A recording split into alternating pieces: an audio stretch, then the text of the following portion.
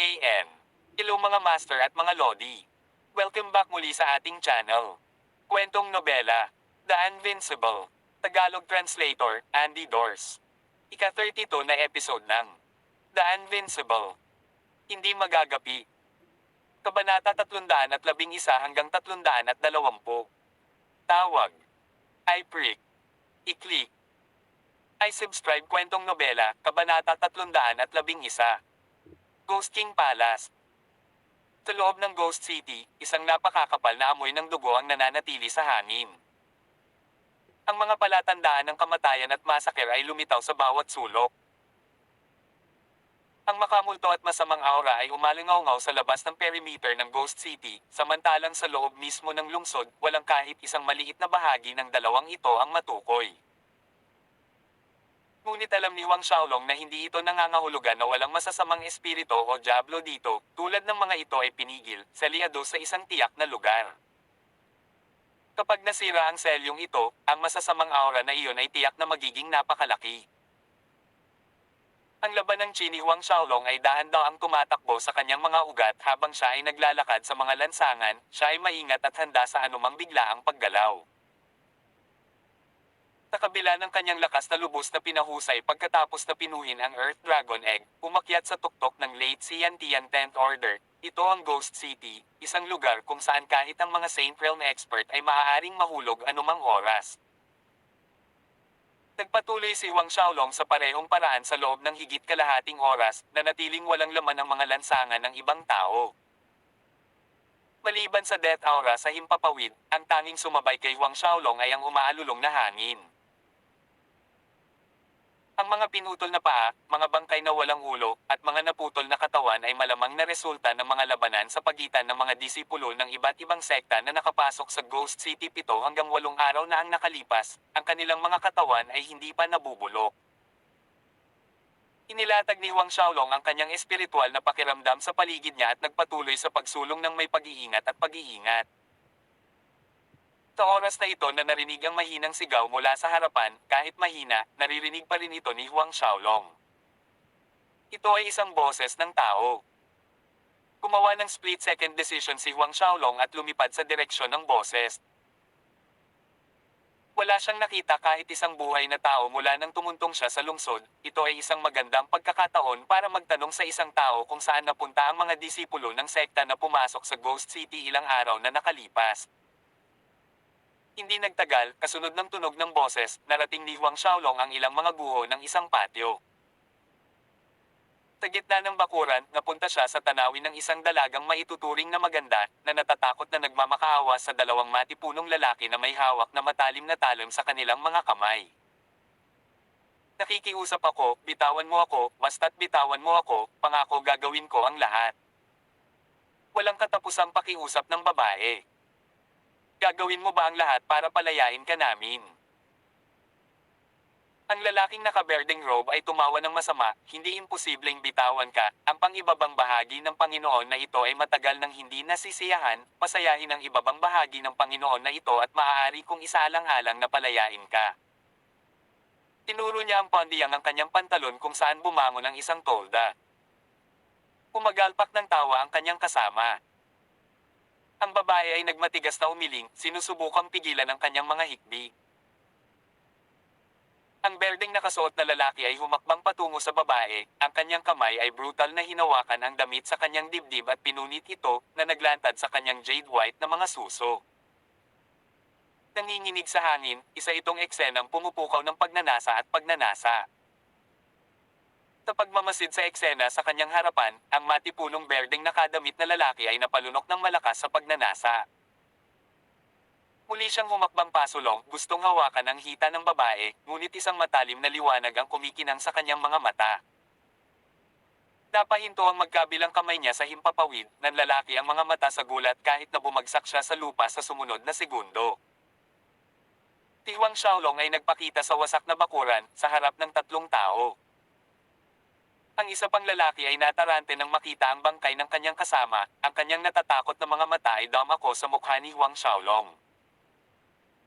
Nagising ang babae, mabilis na inayos ang kanyang damit bago lumapit sa tabi ni Huang Xiaolong na may nahihiyang ekspresyon, maraming salamat sa tulong ni Yang Noble. Gayunpaman, sa pagtatapos ng kanyang pangungusap, isang matalim na talim ang lumitaw sa kanyang kamay na tumutusok sa likod ni Huang Xiaolong.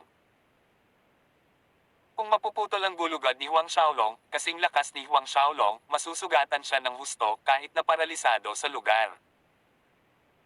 Ang mahina at kaawa-awang hitsura ay ganap na naglaho sa kanyang mukha, napalitan ng marahas na kalupitan at pagdudugo.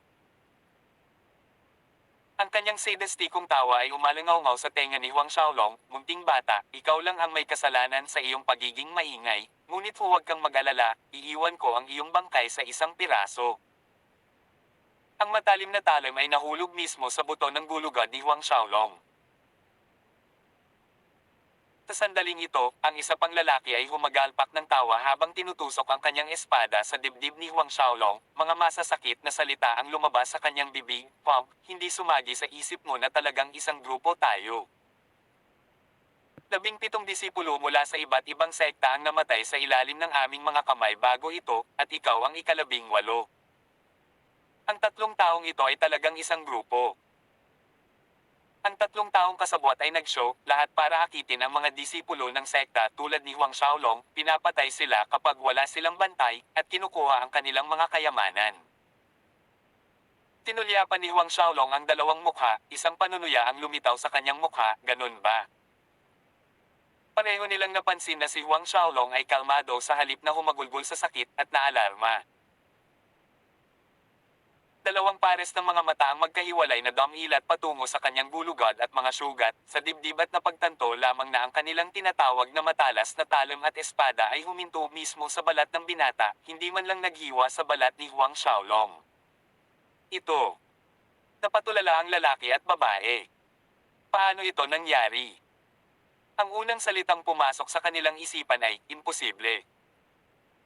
Si Huang Xiaolong ay may mahinang mapanuksong ngiti sa kanyang mukha habang tinitingnan ang kanilang magagandang ekspresyon. Tinanay niya ang golden linglong body na nagmula sa Linglong Treasure Pagoda, at sa buong taon niyang paglilinang, nawalan siya ng bilang sa bilang ng mga spirit fruit at elixir na kanyang nalunok. Bago pa man niya pinuhin ang essence ng Earth Dragon Egg, ang depensa at katigasan ng kanyang pisikal na katawan ay maihahambing sa isang sinaunang eksperto sa Saint Realm.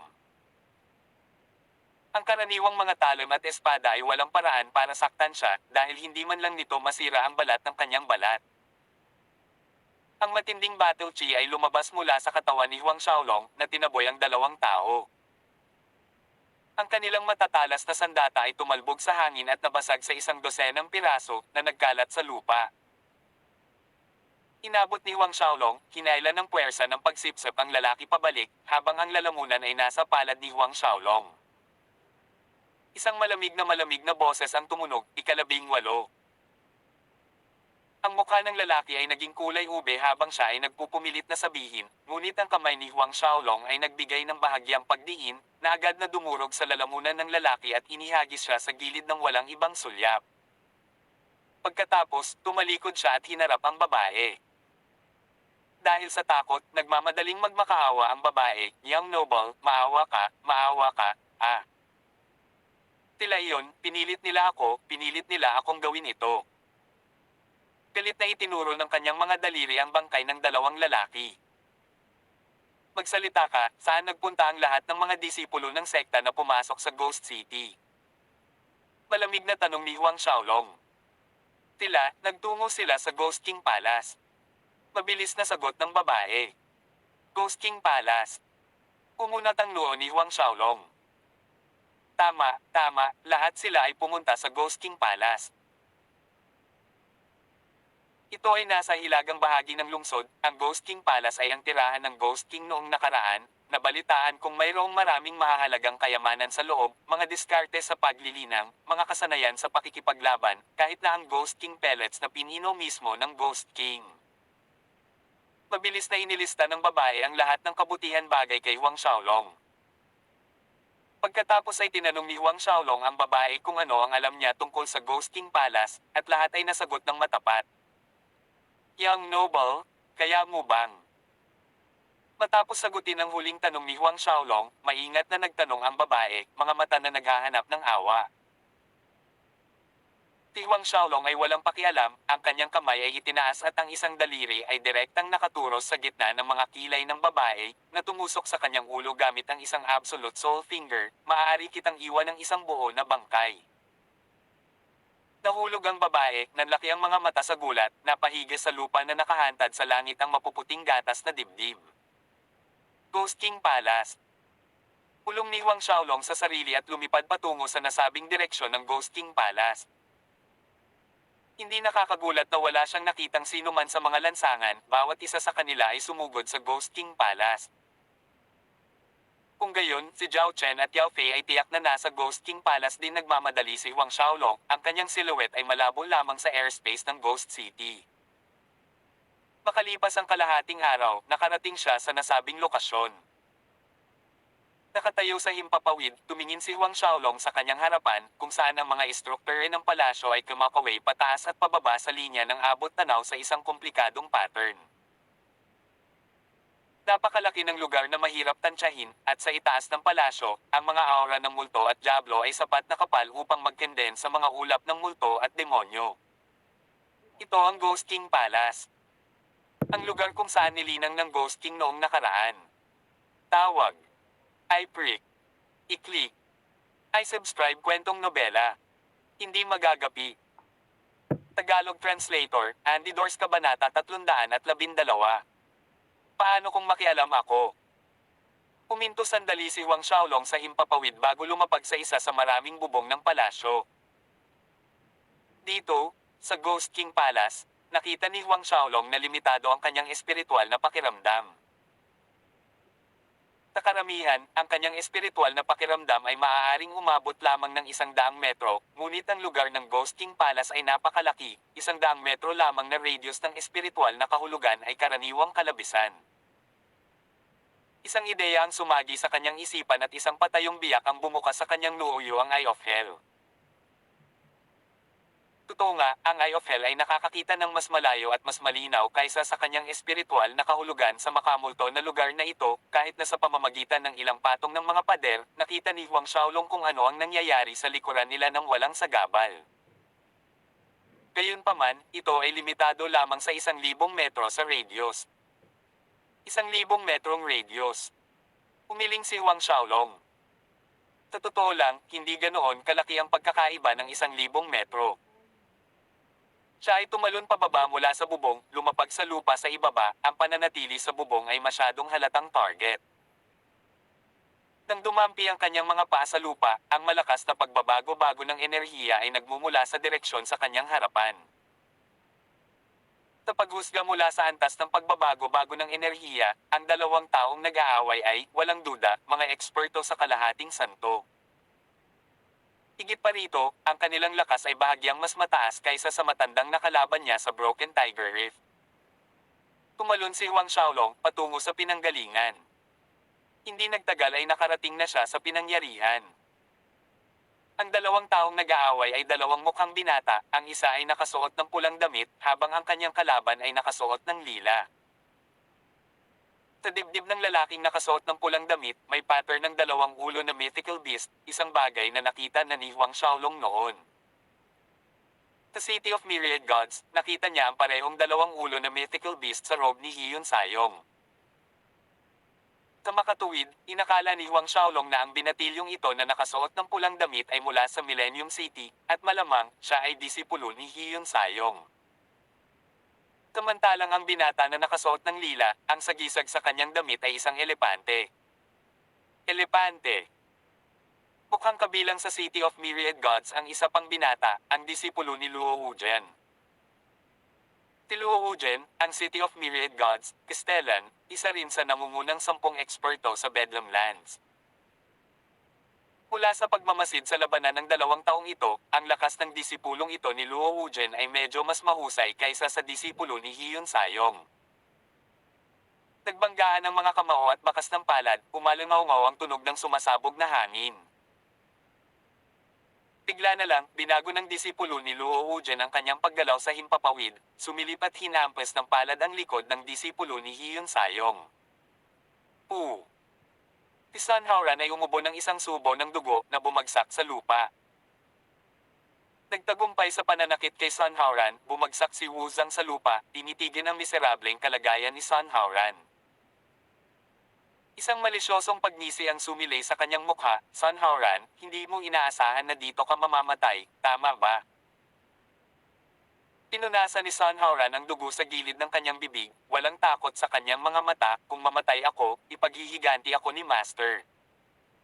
Napatawa si Wu Zhang nang marinig ito, guro. Sa palagay mo ang matandang si Hyun Sayong ay maaaring umalis sa Ghost City na ito ng buhay. Hayaan mong sabihin ko sa iyo, ang hitsura ng Ghost City sa pagkakataong ito, ang iyong guro, gayon din ang iyong siyam na apprentice, mga kapatid na lalaki at babae ay maaari lamang mangarap na umalis dito ng buhay. Ikaw. Namutla si Sun Haoran, ano ang sinabi mo? Anong sinabi ko? Humisi si Wu Zhang, maghintay hanggang makita mo si Hyun Sayong sa impyerno, maaari mo siyang tanungin mismo. Kumalaw muli si Wu Zhang, nakatutok ang dalawang palad sa katawan ni Sun Haoran. Mabilis na umiwas si Sun Haoran, ngunit ang palad ni Wu Zhang ay nakadikit sa kanya na parang anino, palapit ng palapit. Nang malapit ng tumama ang pag-atake ng mga palad ni Wu Zhang, isang nakakasilaw na oryet na liwanag ang pumuno sa kalangitan, ang mga tumatalon na mga estatwa ng Buddha ay tumalon mula sa lupa sa ibaba. Nagulat, si Wu Zhang ay nagmamadaling binago ang direksyon ng kanyang pag-atake sa pamamagitan ng pagliko ng kanyang pulso sa biglaang umatake. Isang malakas na pagsabog ang umalangaw-ngaw, paulit-ulit na naitaboy ng malaking rebound force si Wu Zhang hanggang sa mapa-atras siya ng mahigit 100 metro. Laking gulat ni Wu Zhang, ang kanyang nalilitong mga mata ay naghanap sa paligid upang matuklasan na isang itim na buhok na binata ang lumitaw sa harap ni Sun Haoran. Hindi pinansin ang pagkabigla ni Wu Zhang, lumingon si Huang Xiaolong para tingnan si Sun Haoran, ayos ka lang ba? Nakatingin si Sun Haoran sa likod ni Huang Xiaolong, natulala. Hinaila siya ng boses ni Huang Xiaolong pabalik sa harapan, at umiling si Sun Haoran, okay lang ako, salamat. Nag-isip sandali si Huang Xiaolong at naglabas ng isang tangkay ng white Ganoderma mula sa ossuary ring. Agad na umalingaw-ngaw sa hangin ang halimuyak nito, na nagbibigay liwanag sa madilim na kulay abo na kalangitan na parang araw na. Ito ang white Ganoderma. Parehong bulalas ni Wu Zhang at Sun Haoran sa pagkamangha, ang mga mata ay nakatitig sa puting fungus sa kamay ni Huang Xiaolong, halos isang translucent na kristal na may puting kulay na emulsion na gumagalaw sa loob. Isa ito sa maraming elixir na natagpuan ni Huang Xiaolong sa ilalim ng Broken Tiger Rift.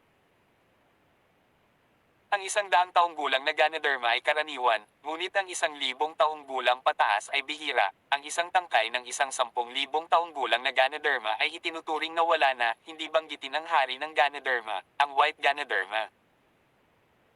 Ang haring ito ng Ganoderma, maliban sa pagpapahusay ng paglilinang, ito ay isang banal na elixir para sa pagpapagaling ng mga pinsala.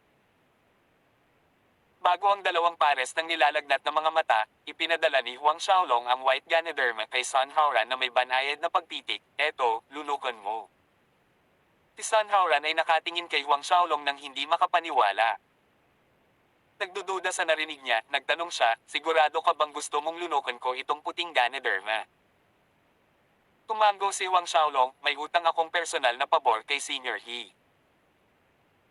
Noong panahong iyon sa lungsod ng Myriad Gods, tinulungan ni Hyun Sayong si Huang Xiaolong na makalabas, ngayon ay ginagantihan lang niya ang pabor sa pamamagitan ng pagliligtas sa kanyang disipulo. Ang white Ganoderma ay maaaring isang bihirang elixir sa paningin ng iba, ngunit hindi ito gaanong kahalaga kay Huang Xiaolong. Tatumpok ng mga elixir sa loob ng kanyang ossuary ring, ang puting Ganoderma na ito ay nirerango sa ibaba. So, kilala ng kapatid na ito si Master. Gama ng loob ni Sun Haoran matapos linawin ang puntong ito, ngunit tumanggi pa rin siya, ngunit ito ay sobra na, mangyaring panatilihin ito para sa iyong sarili. Hindi naman ganoon kabigat ang mga sugat ko. Lumipat siya upang ipadala ang white Ganoderma pabalik kay Huang Xiaolong. Sa kanyang opinyon, ang pagbabayad ni Huang Xiaolong ay bahagyang lumampas, nahihiya siyang tanggapin ang gayong mabigat na regalo. Sa sandaling ito, isang anino ang kumikislap, ang kamay ni Wushang ay inabot upang kunin ang White Ganoderma. Gayunpaman, bago niya mahawak ng puting Ganoderma, isang agos ng mga anino ng halberd ang lumitaw, na nagdadala ng isang bagyo ng marahas na hangin na nagsasapawin na parang mga patong ng alon. Naalarma, determinadong umatras si Wuzang. Malaking cutting palm. Ang kanyang mga braso ay nanambalik at pagkatapos ay laslas pababa ng patayo. Isang dosenang malakutsilyo na palad ang naglaslas sa marahas na hanging likha ng mga halberds. Boom! Tarat-tarat. Isang pagsabog. Isang malakas na pagsabog ang yumanig sa kalawakan. Nawala ang maraming anino ng halberd, nagtagumpay si Wuzang sa pagharang sa mga layer ng marahas na hangin, ngunit sa kabila nito, basa ang kanyang likod ng malamig na pawis. Tiningnan niya si Huang Xiaolong nang may kaba dahil siya lang ang tunay na nakakaintindi kung gaano kakilakilabot ang pag-atake ng halberd ni Huang Xiaolong. Ano ang background ng itim na buhok na binata para sa isang pick-late si Yantian 10th Order na magkaroon ng ganoong nakakatakot na lakas? Nakaramdam ng tuyo ang lalamunan ni Wuzang, kaibigan, ito ay isang usapin sa pagitan ng ating lungsod ng Myriad Gods at Millennium City. Ipinapayo ko sa iyo, mas mabuting huwag nang makialam ng hindi kinakailangan. Hindi umimik si Huang Xiaolong, paano kung makialam ako? Noong siya ay nasa lungsod ng Myriad Gods noong panahong iyon, ang mga nasasakupan ni Zhao Chen ay tahasang inatake si Huang Xiaolong nang walang takot sa mga epekto at ang mga bantay ng lungsod ay walang kahihiyang pumanig sa mga nasasakupan ni Zhao Chen. Hindi ito nakatulong sa pagbuo ng anumang magandang impresyon sa lungsod ng Myriad Gods sa isip ni Huang Xiaolong.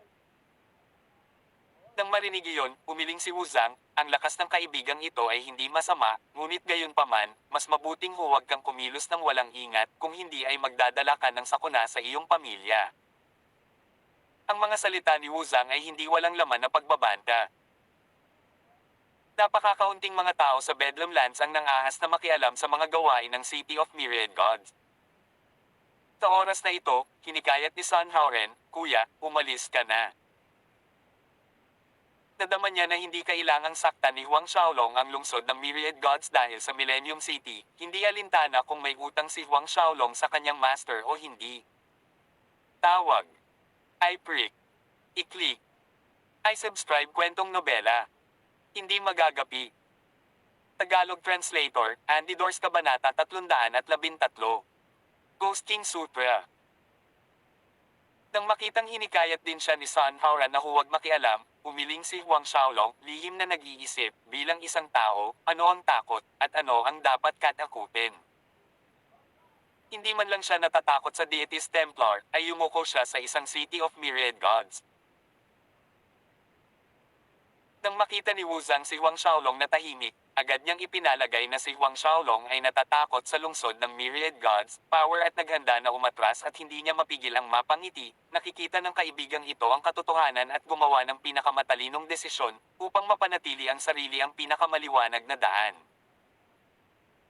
Ang kanyang mga salita ay nagsimula rito, ang kanyang matako na mga mata ay lumipat patungo sa puting Ganoderma na nakabuka ang kanyang mga kamay, ang kanyang kahulugan ay maliwanag sa kilos. Ngunit nang halos mahawakan ng kanyang kamay ang elixir sa kanyang kamay, umulan muli ang mga larawan ng halberd. Sa pagkakataong ito, ang kapangyarihan ng pagkawasak ay nalampasan ang huling pag-atake, na natakot kay Wuzang at naging dahilan upang siya ay tumalon pabalik sa pagkabigla, patuloy na tinatanggal ang big cutting palm sa pagtatangkang hamarang. Paulit-ulit na umatras si Wuzang hanggang sa makalayo siya ng ilang daang metro bago huminto, tumulo ang pawis sa kanyang noo. Ikaw. Ang kanyang ekspresyon ay nagdilim na kumikinang kay Huang Xiaolong. Humisi si Huang Xiaolong, preservation bago ang prinsipyo. Kailan ko sinabing aalis ako? Isang madilim na liwanag ang kumislap sa mga mata ni Wuzang, talagang hindi natatakot ang kaibigan na ang pamilyang kinabibilangan mo ay mapahamak sa kapahamakan dahil sa iyong katangahan. Depende yun kung may kakayahan ang iyong City of Myriad Gods. Sa paghagis ng pangungusap na iyon, hindi na nag-abala pa si Huang Xiaolong na makipagpalitan ng higit pang mga salita, ang Eminent Holiness Halberd ay bamandong hininga, na nilalas ang 1,000 sang mahabang gininto ang itim na halberd na ilaw. Nayanig ang kalawakan habang ang mahabang halberd ay tumusok sa hangin, na agad na dumating sa harap ni Wu Zhang. Ang biglaang pagbabago ay nagpabagal sa kumpiyansa ni Wu Zhang. Mailap na dragon step. Walang pagdadalawang isip, tumalon ng mataas si Wu Zhang mula sa lupa na para bang siya ay isang dragon na baha, na halos hindi nakatakas sa libong Zhang golden black halberd light. Isang malakas na tunog ang umabot sa kanyang tenga. Paglingon niya, nakita niya na ang istruktura ng gusali ng palasyo sa likuran niya ay nahati sa dalawang bahagi sa gitna mismo. Kumuhos sa mga gilid, lumampas sa istruktura, natatakpan ng alikabok at buhangin ang tanawin. Namumula ang mukha ni Wu Zhang habang pinapanood ang resulta, sa kabutihang palad, nagawa niyang iwasan ang pag-atake ng mabilis, kung hindi, mahahati siya sa dalawa. Habang si Wu Zhang ay nakalubog pa rin sa kanyang maswerteng pagtakas, ang maliwanag na gininto ang liwanag ay tumama sa kanya. Paglingon niya, nakita niya si Huang Xiaolong na bumababa sa kanya na parang isang dragon god. Sa isang pataas na paggalaw, ang mahabang halberd ay nagsagawa ng isa pang pag-atake. Diretso sa kanya ang mga nakabulag na halberd lights. Crimson Blood Palm. Tatakot, sumigaw si Wu Zhang.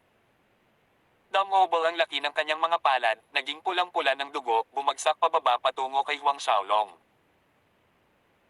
Dalawang imprint na may dugong pulang palad ang bumagsak laban sa hindi mabilang na mga imahe ng halberd, mga shockwave at mga pagsabog na umalingaw sa hangin. Ang malakas na impact ay nagpabalikwas kay Wu Zhang nang lumipad patungo sa kanya ang isang naliligaw na halberd light. Nakita lang ni Wu Zhang ang isang maliwanag na flash, at ang susunod na nalaman niya, ang mga pagsabog ng sakit ay nagmula sa kanyang dibdib. Nakatitig siya sa sarili niyang katawan kung saan nakadikit ang isang halberd sa kanyang dibdib, tumatagos sa kanya ng tuluyan, ang dulo ay lumalabas sa kanyang likod.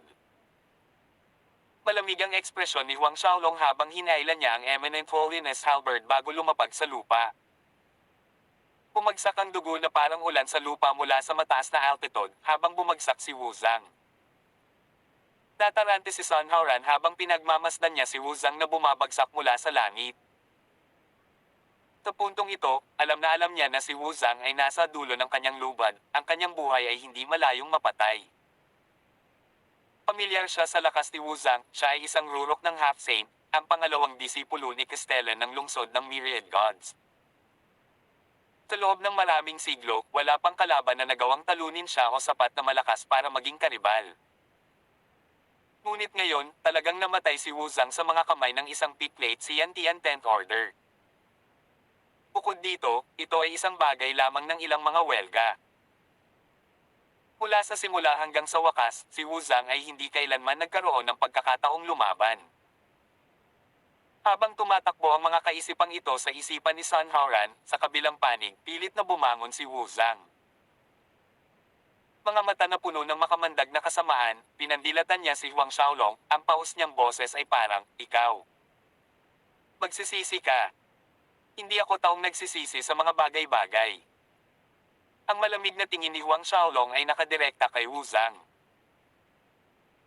Tumingin si Wu Zhang kay Sun Haoran at muling bumalik kay Huang Xiaolong, isang tawa ang tumunog mula sa kanyang lalamunan, medyo walang magawa, medyo nag-iisa, huwag kang mag-alala, pareho kayong bababa para samahan ako sa lalong madaling panahon. Umindayog ang kanyang katawan, bumagsak sa lupa habang binibigkas ang kanyang huling salita, hindi na gumagalaw. Hinayaan ni Huang Xiaolong na bumalik sa kanyang braso ang Eminent Holiness halberd. Paglapit sa bangkay ni Wu Zhang, nakita niya ang kanyang spatial ring at kinuha ito. Ang kanyang espiritual na pakiramdam ay sumama sa loob at nakakita ng maraming mga spirit pellet at mga elixir. Sa isang mas malalim na sulok ng espasyo, natagpuan ni Huang Xiaolong ang 2 piraso ng grade 1 na mga spirit stone.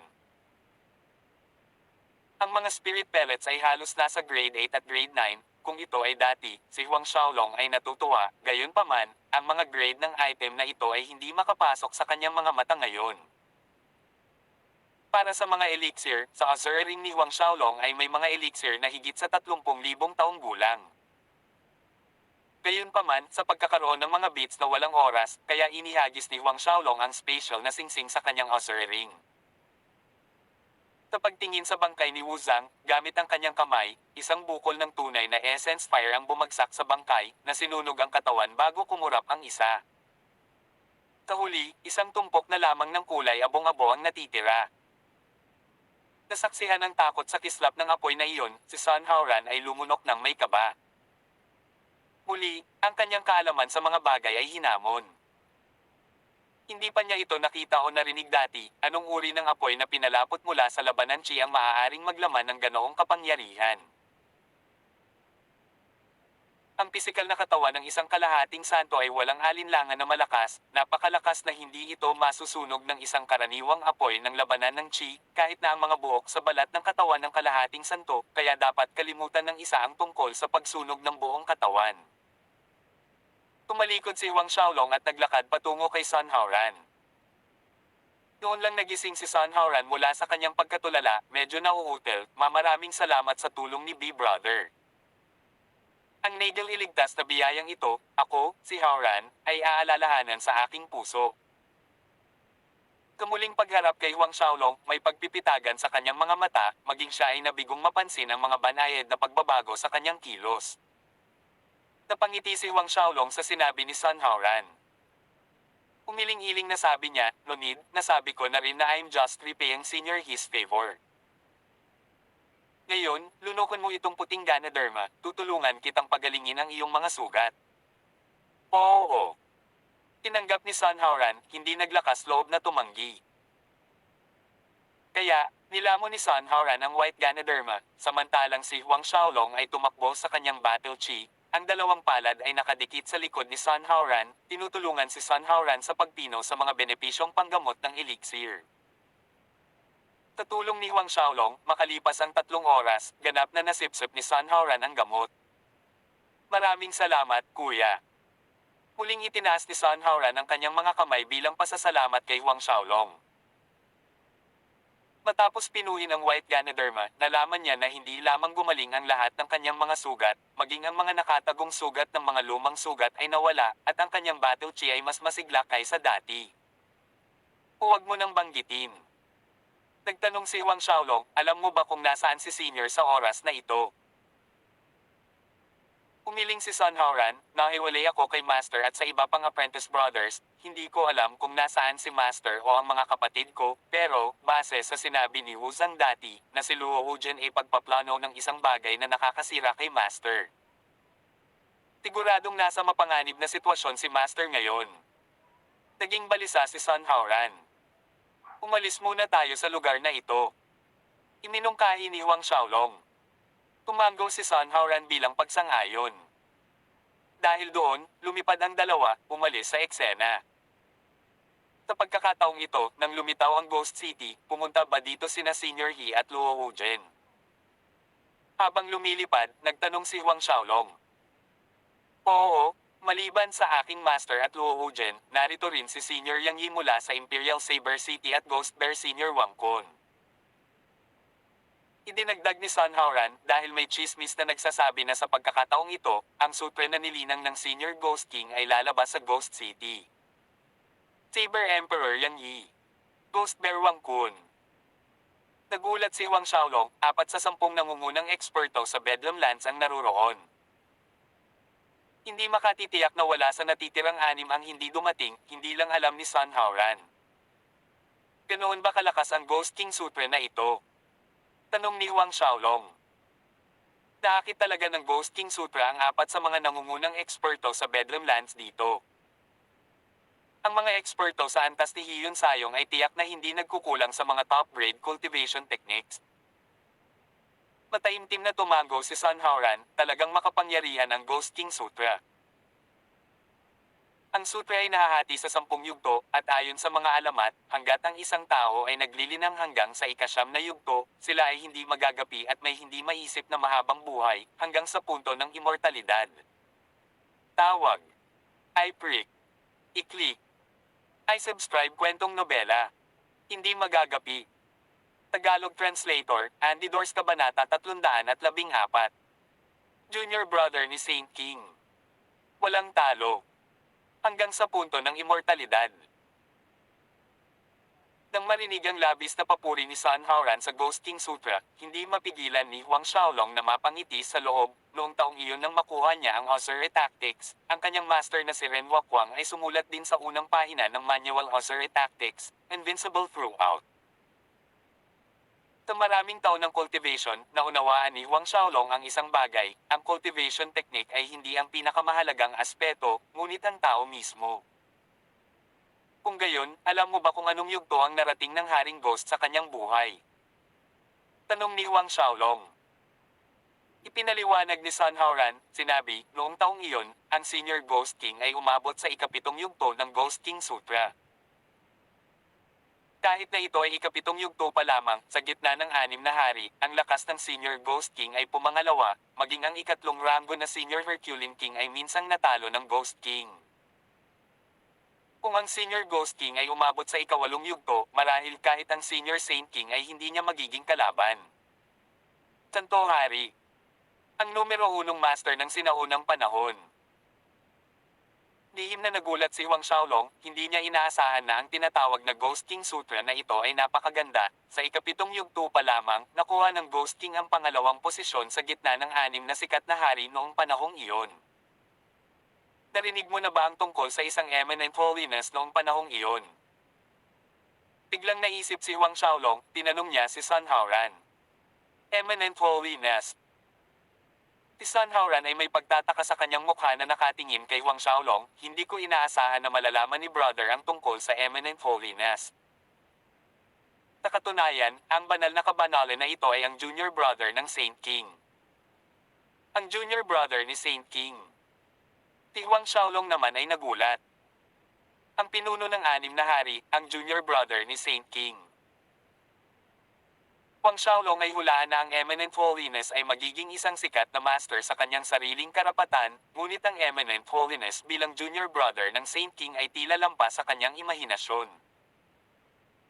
Tumango si Sun Haoran, tama, ang eminent holiness ay talagang junior brother ng Saint King. Nagkataon lang na natagpuan ko ang impormasyong ito na binaliktad ang isang lumang sinaunang tala dahil mas pinili ng eminent holiness na manatiling nakatago sa mga bundok, bihirang magpakita sa publiko, kaya noong sinaunang panahon, hindi alam ng maraming tao ang tungkol sa kanya. Tumango si Huang Xiaolong, kaya naging ganito. Gayunpaman, bilang junior brother ng Saint King, ang kanyang lakas ay dapat na malakas din. Dagdag ni Sun Haoran. Pareho silang nag-uusap habang lumilipad. Gayunpaman, kaunti lang ang alam ni Sun Haoran tungkol sa eminent holiness at walang ibang impormasyon na maibibigay kay Huang Xiaolong. Sa daan, pareho silang nakatagpo ng maraming eksena ng mga sekta na alagad na nakikipaglaban para sa mga kayamanan, ngunit hindi sila huminto o nakikialam sa mga labanang ito. Sa loob ng Ghost King Palace, ang mga pagpatay at pagpatay ay nasa lahat ng dako, kahit na may puso silang magmalasakit, ito ay isang walang katapusang pasanin. Tiningnan ni Huang Xiaolong ang mga bangkay na nagkalat sa mga lansangan sa daan, umiling-iling. Alam ng lahat sa mundong ito na ang buhay ay mas mahalaga kaysa anupaman, ngunit sa mundong ito, gaano karaming tao ang talagang nakakakita at nakakaunawa. Ang mga ibon ay namamatay para sa pagkain at ang mga tao ay namamatay para sa kayamanan. Lumipad sina Sun Haoran at Huang Xiaolong ng 2 oras, ngunit sa kabila ng kanilang bilis, hindi man lang nila nasaklo ang ikasampu ng malawak na Ghost King Palace. Sa isang punto, tumigil si Sun Haoran, naglabas ng isang piraso ng mapa mula sa kanyang manggas. Pagtingin sa lumang dilaw na mapa, itinuro ng isang daliri ang isang lugar sa mapa, dapat ang Ghost Temple sa harap, isa sa mga lugar na ginamit ng Ghost King bilang cultivation place.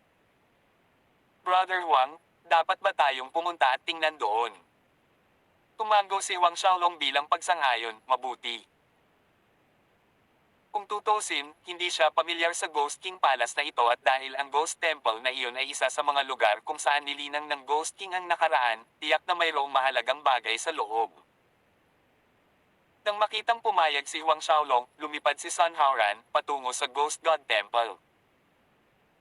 Hindi hihigit sa 10 minuto, mula sa malayo, pareho nilang nakikita ang balangkas ng Ghost Temple. Sa itaas ng templo, ang siksik na aura ng multo ay naging mga una ng mga ulap ng multo. Mula sa malayo, maririnig ng isa ang matinis na iyak na nagmumula sa mga ulap na ito ng multo na tumatagos sa kaluluwa. Nang makalapit silang dalawa sa Ghost Temple, nakarinig sila ng mga alingaw-ngaw ng labanan at malalakas at galit na boses. Tila may ilang mga tao na dumating sa Ghost Temple bago sila. Ito ang boses ng third senior brother. Nang marinig ni Sun Hauran ang isa sa mga boses, tumindi ang kanyang mukha, nasa panganib ang pangatlong senior brother. Nagmamadali siyang pumunta sa pinangyarihan kasama si Huang Xiaolong. Pagdating sa pinangyarihan ng labanan makalipas ang ilang segundo, nakita nila ang isang lalaking nasa katanghaliang gulang na nakasuot ng pulang damit na may magaan na goatee na kinubkob ng dalawang lalaking nasa katanghaliang gulang na nakasuot ng asul na damit. Sa dibdib ng lalaking nakasuot ng pulang damit, mayroong katulad na dalawang ulo na mythical beast pattern tulad ng kay Sun Hauran, na kinikilala siya bilang third senior brother ni Sun Hauran. Maliban sa 3 taong nag-aaway, sa hindi kalayuan, may isang pares ng binata at babae na nanunood sa labanan, sa itsura ng mga bagay-bagay, magkatabi sila ng dalawang nasa katanghaliang gulang na nakaasol na damit. Mga tao ng Snow Dragon City. Malungkot ang ekspresyon ni Sun Hauran nang makita niya ang dalawang nasa katanghaliang gulang na lalaki at ang pares ng mga batang disipulo. Lungsod ng Snow Dragon. Napakunot noo si Huang Xiaolong, tinitingnang mabuti, napansin niya ang puting dragon na emblem sa manggas ng dalawang nasa katanghaliang gulang na lalaki. Ang Snow Dragon City ay isa sa nangungunang 10 lungsod sa Bedlam Lands, na nasa itaas ng Millennium City. Ang city castellan nito, ang Silver Dragon na augo ay medyo kakilakilabot. Ang pares ng mga kabataang iyon ay dapat na mga disipulo ni Silver Dragon Augo, naisip ni Huang Xiaolong sa kanyang sarili, habang ang dalawang nasa katanghaliang gulang na iyon ay malamang na mga gwardya. Sa puntong ito, ang third senior brother ni Sun Hauran, si Pang Feng, ay nakatanggap ng buong lakas na suntok sa kanyang balikat, isang mahinang ungol ang lumabas sa kanyang bibig. Napabalikwas ang kanyang buong katawan, umaagos ang dugo sa gilid ng kanyang labi. Ikatlong senior brother. Sumigaw si Sun Hauran, tumalon sa labanan na may isang suntok na nakatutok sa parehong asul na damit na nasa katanghaliang gulang na lalaki na sumalakay. Bagamat hindi niya malinaw kung bakit nagkaroon ng alitan ang kanyang third senior brother sa mga tao mula sa Snow Dragon City, sa ganitong uri ng sitwasyon, hindi siya makapag-abala sa mas maliliit na detalye. Ang lakas ng suntok ni Sun Hauran ay nagtulak sa nasa katanghaliang gulang na lalaki na umatras, habang sinamantala ni Pang Feng ang pagkakataong suntukin ang isa pang nasa katanghaliang gulang na lalaki. Biglang natigil ang labanan. Ika-4 na junior brother, tumakbo kadali. Gayunpaman, hindi nakaramdam ng saya si Pang Feng nang makitang lumitaw si Sun Hauran. Sa halip, nagpahayag siya ng isang nag-aalalang babala na mukhang labis na nabalisa. Kung ito ay ang kanyang senior brother, marahil pareho silang makaka-address ng ligtas, ngunit ang lakas ng fourth junior brother ay bahagyang mas mahina kaysa sa kanya. Tungkol naman sa itim na buhok na lalaking iyon kasama ang kanyang fourth junior brother, kahit na hindi alam ni Pang Feng kung sino ang binata, isa pa rin siyang pick-late si Yantian 10th Order at wala man lang nakatulong. Tumakbo. Dahil nandito ka, huwag kang mangarap na umalis. Lumapit ang pares ng mga kabataan at ngumisi ang dalaga. Tama ang hula ni Huang Xiaolong sa ginto, ang pares ng binata at babae na ito ay mga alagad ni Snow Dragon City Castellan Silver Dragon Augo. Ang binata ay tinawag na Dohwagang at ang dalaga ay si Lily, ang dalawang asul na damit na nasa katanghaliang gulang na lalaki. Talagang mga bantay nila. Anuman, silang apat ay makapangyarihan, silang apat ay kalahating santo. Lumapit si Lily, mabilis na sumulyap ang kanyang mga mata kina Huang Xiaolong at Sun Hauran, hindi inilalagay ang alinman sa mga ito sa kanyang mga mata. Nanunuya kay Pang Feng, sinabi niya, Pang Feng, sa hitsura ng Ghost City ngayon, hindi dapat dumating ang Millennium City mo. Umiling ng malungkot ang kanyang ulo na may pananakit sa pusong ekspresyon, nagpatuloy si Lily, nakakaawa, 6 sa inyong mga master disciples ay ililibing lahat dito sa Ghost City. Makalipas ang isang buwan, ang pangalan ng Millennium City ay mabubure sa Bedlam Lands, magpakailanman. Namutla si Sun Hauran sa mga salitang ito. Ang kahulugan ng mga salitang ito, nagplano ba ang Snow Dragon City laban sa Millennium City? Oh! Nagtulungan ba dito ang City of Myriad Gods at Snow Dragon City? Nagsalita si Dowagang na, lumapit kayong dalawa at harapin silang dalawa, ipaubaya sa akin ang batang iyon. Oo. Magalang na sumagot ang dalawang nakasuot na asul na nasa katanghaliang gulang na lalaki, kaagad na naglunsad ng mga pag-atake kina Pang Feng at Sun Haoran, samantalang si Do Huagang ay naglalakad patungo kay Huang Xiaolong, ang isa na tila pinakamadaling harapin.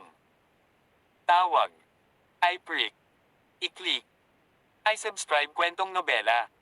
Hindi magagapi. Tagalog Translator, Andy Dors Kabanata 315. Sana mapag-isipan mo ito ng malinaw.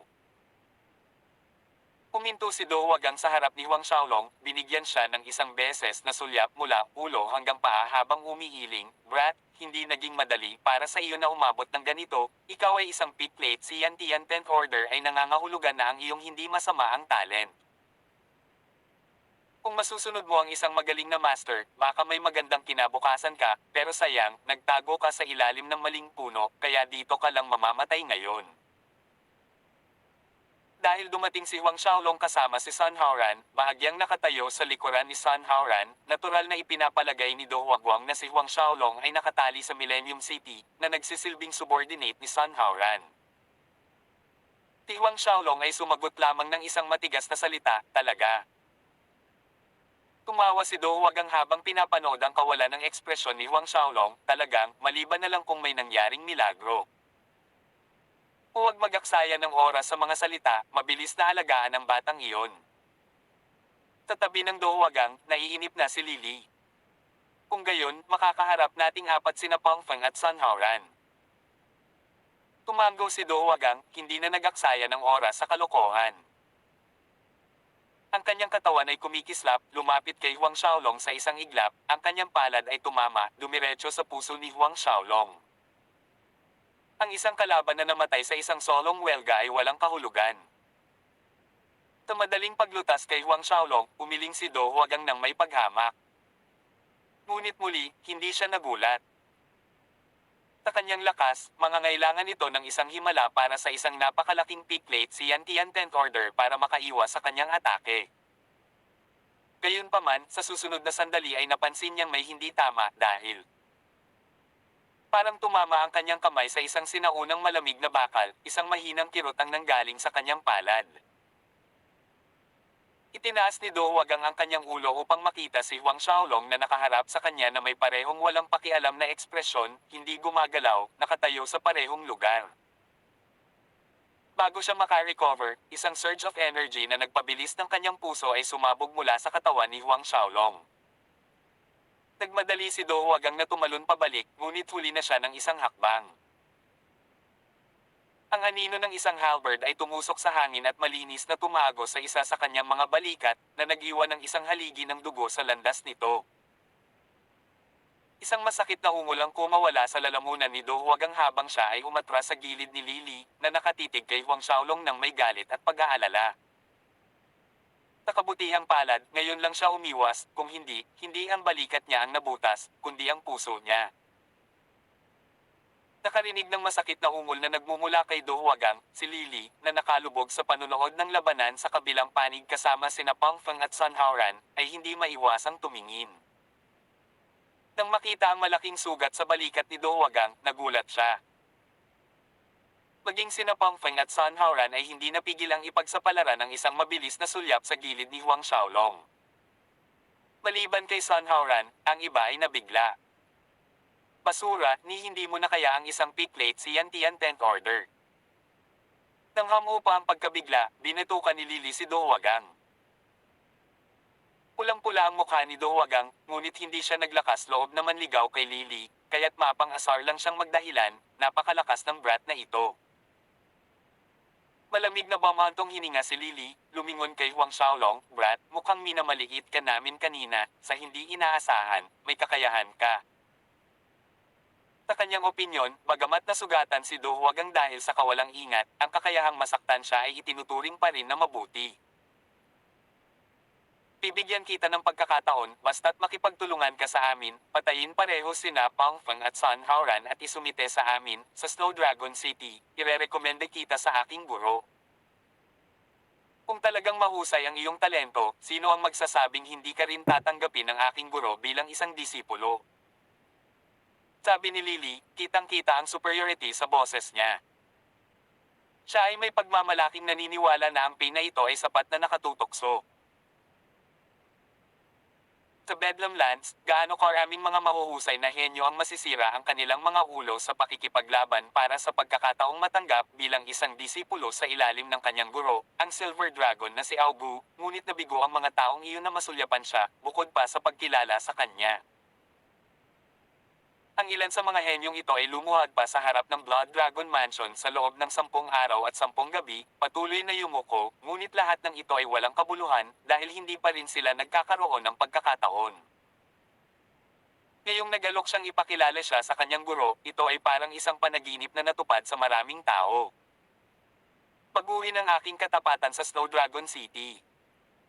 Inulit ni Huang Xiaolong, tila kinuha talaga siya ng kabilang panig bilang subordinate ni Sun Haoran. Tumango si Lily na may nakakalokong ngiti, tama.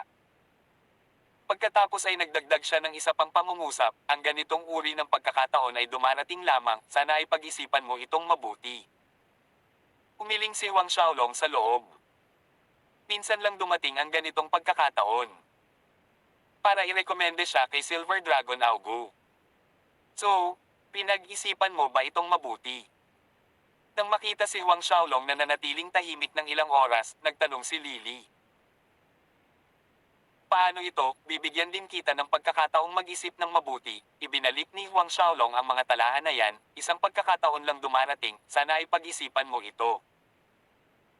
Natigilan sina Lily at Do Huagang, saglit, hindi nila naintindihan ang ibig sabihin ni Huang Xiaolong. Nagpatuloy si Huang Xiaolong, talikuran ng Snow Dragon City, isumite sa akin at maaari kong isaalang-alang ang pagligtas sa iyong buhay. Pakiramdam ng lahat ay parang tinamaan sila ng kidlat, nakatingin pa nga si Pang Feng kay Huang Xiaolong na may kakaibang ekspresyon sa kanyang mukha.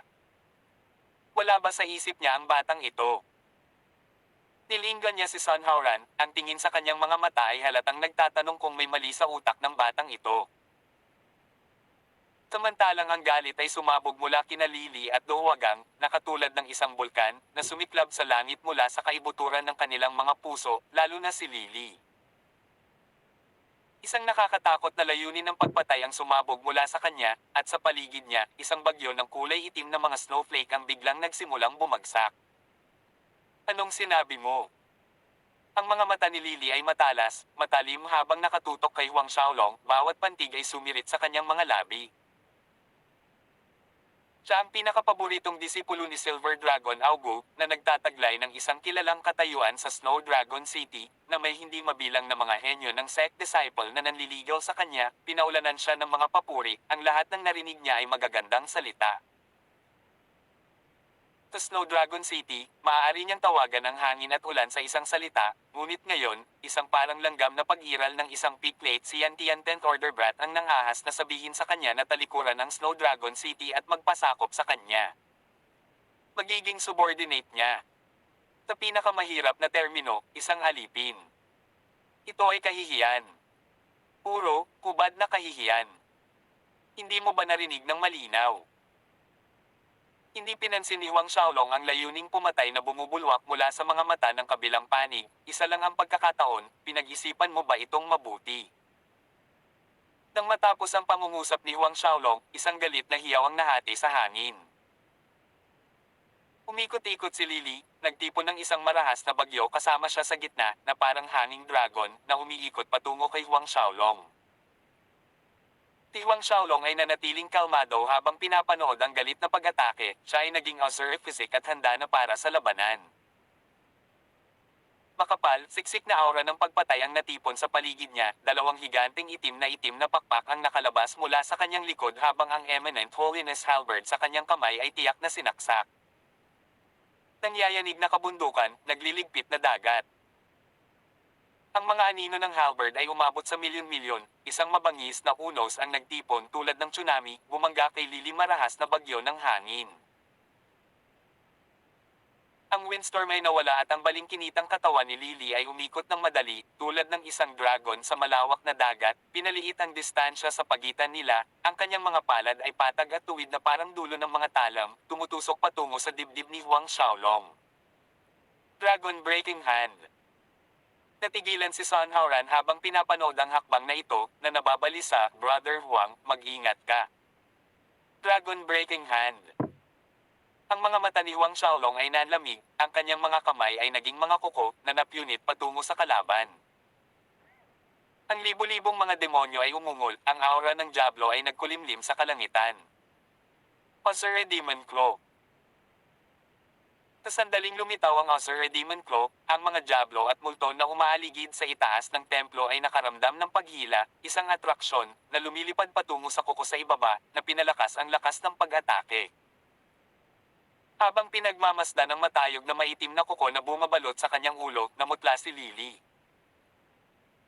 Mabilis siyang umatras tulad ng isang takot na maliit na dragon, samantalang si Huang Xiaolong ay sumugod pasulong, na inindigaywe ang Eminent Holiness Halberd sa kanyang kamay.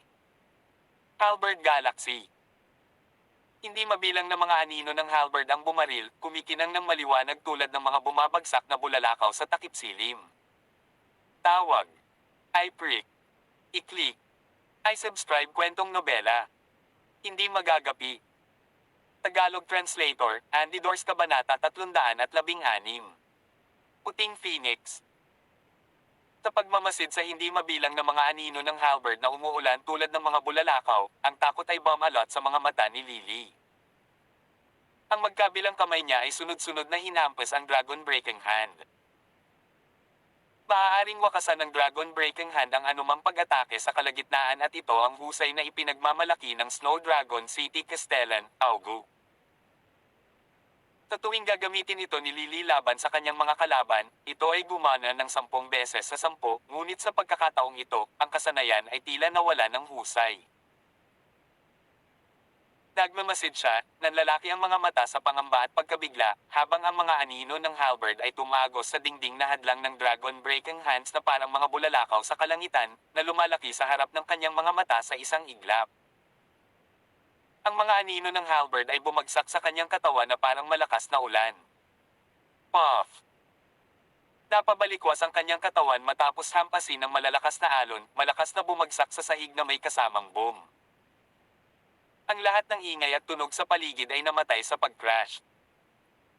Si Pang Feng at Do Wagang ay tulalang tumingin sa lugar na nabangga ni Lily. Ang alikabok ay tumira, inihayag ang kanyang kalunos-lunos na anyo, ang kanyang katawan ay napuno ng malalalim na sugat, na may patuloy na pag-agos ng dugo. Pagkaraan lamang ng ilang oras ay nag-react si Do Wagang. Ikalimang senior sister. Umiiyak, dumating siya sa tabi ni Lily sa isang kisap mata. Noon lamang nabalik sa katinoan ang dalawang nasa katanghaliang gulang na lalaki at nagmamadaling pumunta sa tabi ni Lily na may nag-aalalang ekspresyon. Bagamat ang Silver Dragon na si Augo ay may higit sa 100 disipulo, si Lily, walang duda, ang kanyang pinakapabor na disipulo sa ngayon. Kung may nangyari kay Lily, kung gayon. Iniisip ang nakakakilabot na eksena ng malaman ng kanilang master na si Silver Dragon na si Augo ang tungkol sa nangyari dito, ang dalawang lalaking nasa katanghaliang gulang na nakasuot ng asul na damit ay hindi sinasadyang nanginginig habang ang lamig ay kumalat sa kanilang mga puso. Napahungol si Lily dahil sa sakit, nanginginig na walang tigil habang sinusubukang bumangon mula sa sahig, tinutulak ang 3 taong nakapaligid sa kanya.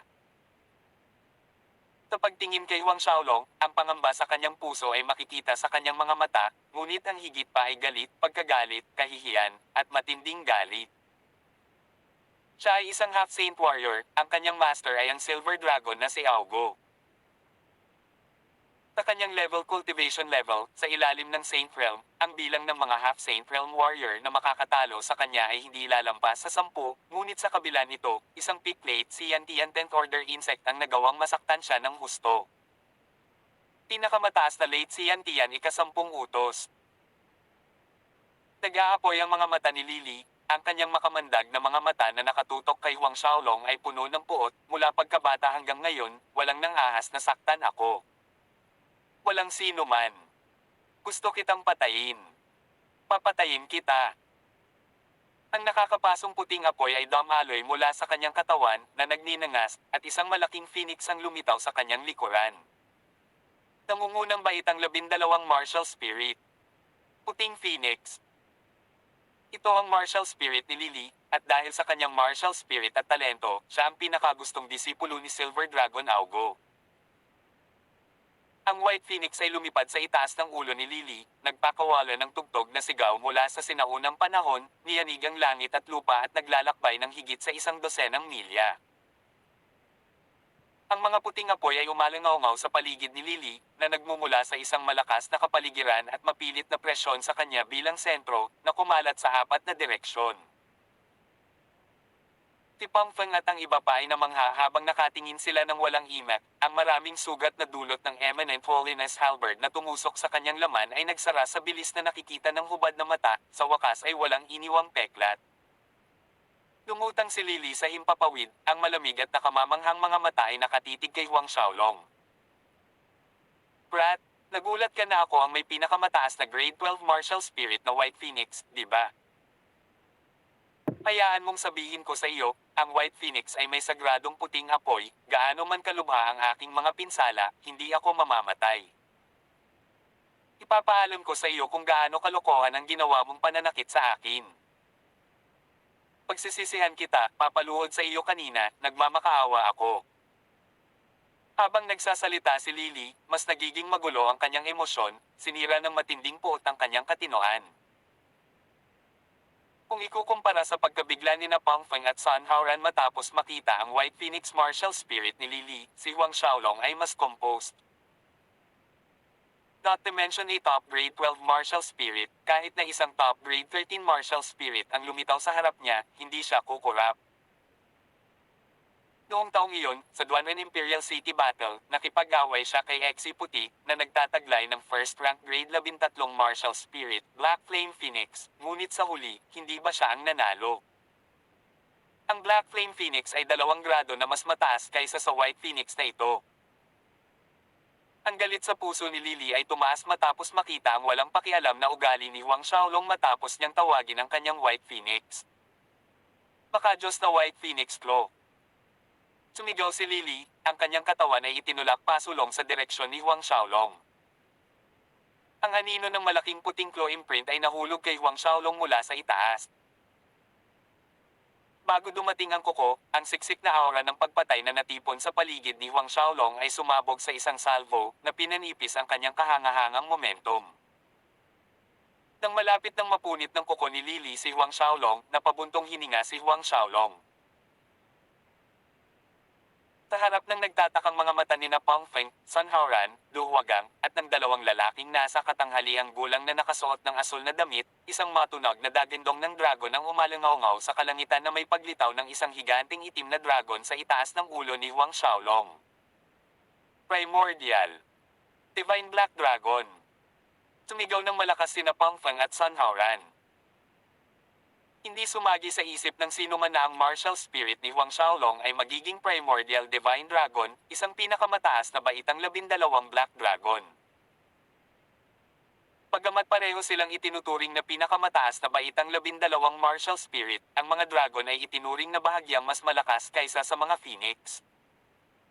Napatitig si Lily sa itim na dragon na umaaligid sa itaas ni Huang Xiaolong, natulala. Sa susunod na sandali, nakita niya si Huang Xiaolong na tumalon, ang kamao nito ay sumuntok sa katawan ng kanyang White Phoenix. Ang fist imprint ay mukhang surreal, malalim at misteryoso, ito ay ang Great Void Divine Fist. Boom! Tarat-tarat. Isang pagsabog. Isang malakas na pagsabog ang umalangaw ilang milya ang layo. Isang bahid ng puting apoy ang nakitang lumilipad pabalik, ang puting kuko ng kuko ay nabasag sa pira-piraso. Nabigong makayanan ng malakas na shockwave, napaatras si Lily hanggang sa dumaikit ang kanyang mga paa sa lupa. Gayunpaman, makalipas ang 12 hakbang ay nagawa niyang patatagin ang sarili. Ikaw. Hindi na niya maitago ang labis na pagkabigla na kanyang nararamdaman habang nakatingin kay Huang Xiaolong. Huminto si Huang Xiaolong sa pag-atake at ang kanyang mga paa ay lumapag pabalik sa lupa. Bumaba sa kanya ang nagyayelong tingin nito. Si Pang Feng, Sun Haoran, at ang iba pa ay nakalimutang huminga habang pinapanood ang dalawang tao na magkalaban. Pang-apat na junior brother, siya ba? Sa puntong ito, nagtatakang tanong ni Pang Feng. Ang pagkabigla na ibinigay sa kanya ni Huang Xiaolong ay hindi maipaliwanag. Kailan lumitaw ang gayong karakter sa Bedlam Lands? Umiling si Sun Haoran, hindi rin ako sigurado sa kanyang pagkakakilanlan. Hindi mo rin alam. Bahagyang nabulunan si Pang Feng sa sagot ni Sun Haoran. Ipinapalagay niya na alam ng kanyang pang-apat na junior brother kung sino si Huang Xiaolong, nakikitang magkasama silang dumating. Tumango si Sun Haoran, bago pumunta rito, nabangga ko si Wu Zhang, at muntik nang mamatay sa kanyang mga kamay. Siya ang pumatay kay Wu Zhang at nagligtas sa akin. Wu Zhang. Patay na siya. Nanlalaki ang mga mata ni Pang Feng sa hindi makapaniwala.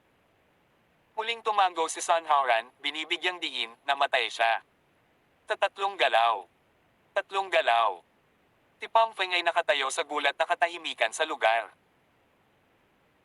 Bigla silang nakarinig ng sigaw mula sa kabilang panig. Ang puting apoy na bumabalot kay Lily ay umakyat sa langit sa isang spiral. Kasabay nito, isang kumikinang na puting baluti ang tumakip sa kanyang katawan, kung saan lumitaw ang isang parang buhay na totem ng isang puting phoenix. Pinilit siya ni Huang Xiaolong hanggang sa puntong kailanganin siyang magbago ng kaluluwa. Nang magbago ang kaluluwa ni Lily, ganoon din ang ginawa ni Huang Xiaolong, lumitaw ang mga itim na kaliskis sa ibabaw ng kanyang balat, na nakatikip sa kanya na parang isang nakasuot na baluti.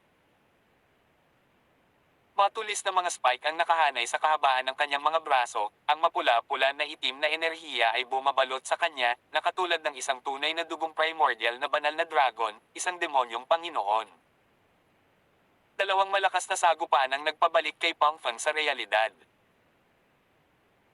Paglingon niya, nakita niya ang isang kaluluwang nagbagong anyo na si Lily na sumipol sa hangin tulad ng isang gawa-gawang phoenix na lumulutang sa Nine Heavens. Isang sigaw ng phoenix ang umalangaw-ngaw sa kalangitan. Ang puting apoy ng phoenix ay sumalubong sa lupa, at ito ay sumisid sa kanyang biktima. Kay Sundering Phoenix. Isang higanting puting talam na nag-transform mula sa puting phoenix ang lumitaw sa itaas ng ulo ni Huang Xiaolong, na pumutol.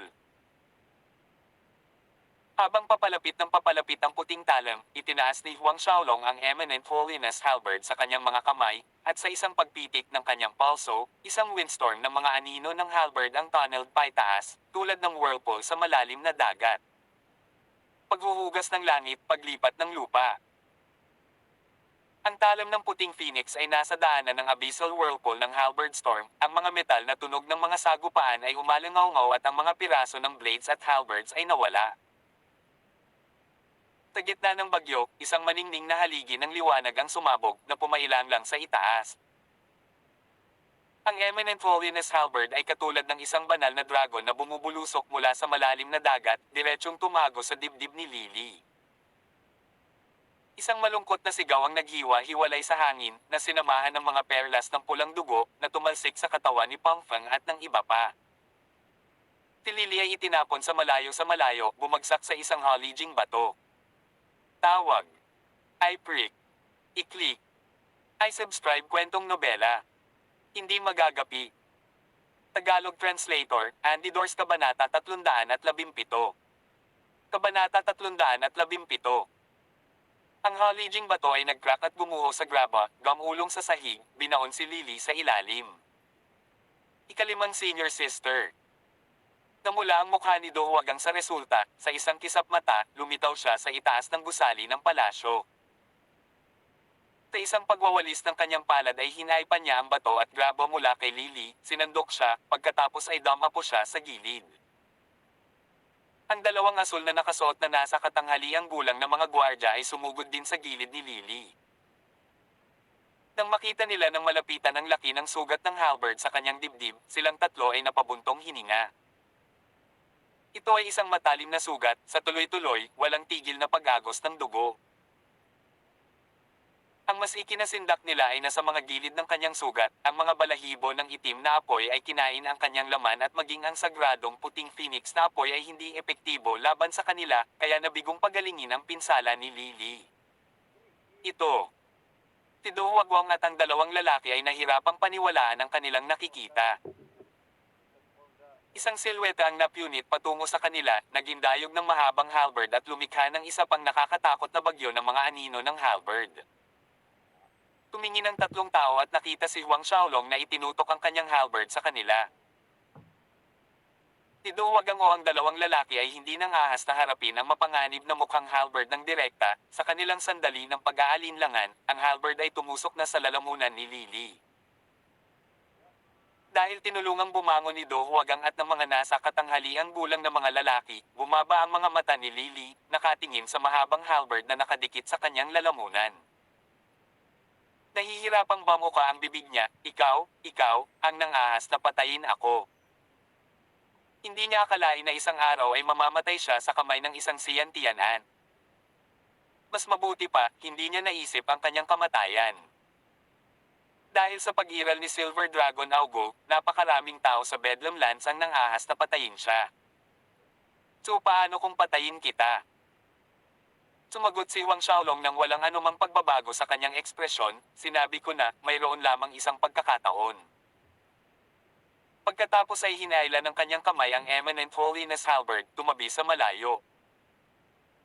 Tumalsik ang dugo sa napakabilis na bilis, ang sagradong apoy ng White Phoenix ay unti-unting lumabo. Si Lily ay desperadong kumapit sa braso ni Do Huagang sa kanyang mga huling sandali, pilit na pinipigilan na ilabas ang kanyang huling mga salita ng paulit-ulit. Sabihin mo, guro, sabihin mong hindi ko na siya maaalagaan, sabihin sa kanya na patayin ito. Tao, 1,000,000 piraso. Time na tumango si Do Huagang habang tumutulo ang mga luha sa kanyang mukha. Kawakas, bumagsak ang walang buhay na katawan ni Lily. Ikalimang senior sister. Sumigaw si Do Huagang. Walang dumating na sagot. Ngunit, isa pang ingay ng sipol ng hangin ang tumunog. Pumalik si Do Huagang sa pagkaalarma nang makitang hindi na hawak ng mga kamay ni Huang Xiaolong ang mahabang halberd, sa halip, napalitan ito kung bakit dalawang itim na talam na nagbuga ng malamig na hangin, na humahampas sa kanya. Namumula ang mukha ni Do Huagang, na puno ng gulat at takot ang kanyang mga mata, ngunit ang kanyang mga kamay ay pumutok sa pamamagitan ng reflex, Dragon's Feather. Ang masaganang enerhiya mula sa kanyang palad ay napalitan ng isang lubad na kahawig ng mga litid ng dragon, na nagbubuklod kay Huang Xiaolong. Gayunpaman, bago pa makalapit ang mga litid ng dragon na ito kay Huang Xiaolong, naputol ang mga ito sa pamamagitan ng alon ng kanyang mga talam. Halos agad-agad, ang Blades of Azure ay naglaslas sa kanyang lalamunan. Ang pag-atake ni Huang Xiaolong ay nagpatuloy ng walang tigil, tulad ng isang multo, lumitaw siya ng malapit sa dalawang lalaking nasa katanghaliang gulang na nakasuot ng asul na damit. Muli, kumikinang ang malamig na blade lights bilang tagumpay. Sa oras na muling dumampi ang mga paa ni Huang Xiaolong sa lupa kung saan siya nakatayo kanina, si Do Huagwang at ang dalawa pang lalaki ay bumagsak sa sahig. Natulala sina Pang Feng at Sun Haoran habang ang tatlong ulo ay gamulong na humiwalay sa kanilang mga katawan. Apat na half-saints, patay lahat. Ang nakatulala na ekspresyon ay tila nakaukit ng tuluyan sa mga mukha ni Pang Feng at Sun Haoran habang ang kanilang mga tingin ay lumipat mula sa mga gumugulong na ulo sa sahig patungo kay Huang Xiaolong. Naalala ni Sun Haoran ang minsang sinabi ng kanyang guro na si Hyun Sayong, kung walang aksidenteng nangyari, si Lily ay maaaring makalusot sa kaharian ng santo sa loob ng 10 taon, ngunit ngayon, siya ay patay na.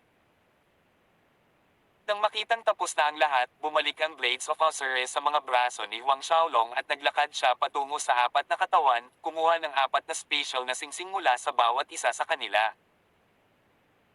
Pagkatapos, sa isang pagpihit ng kanyang kamay, ang mga kislap ng tunay na essence na apoy ay bumagsak sa apat na bangkay, na agad na sinunog ang lahat sa kulay abong-abo.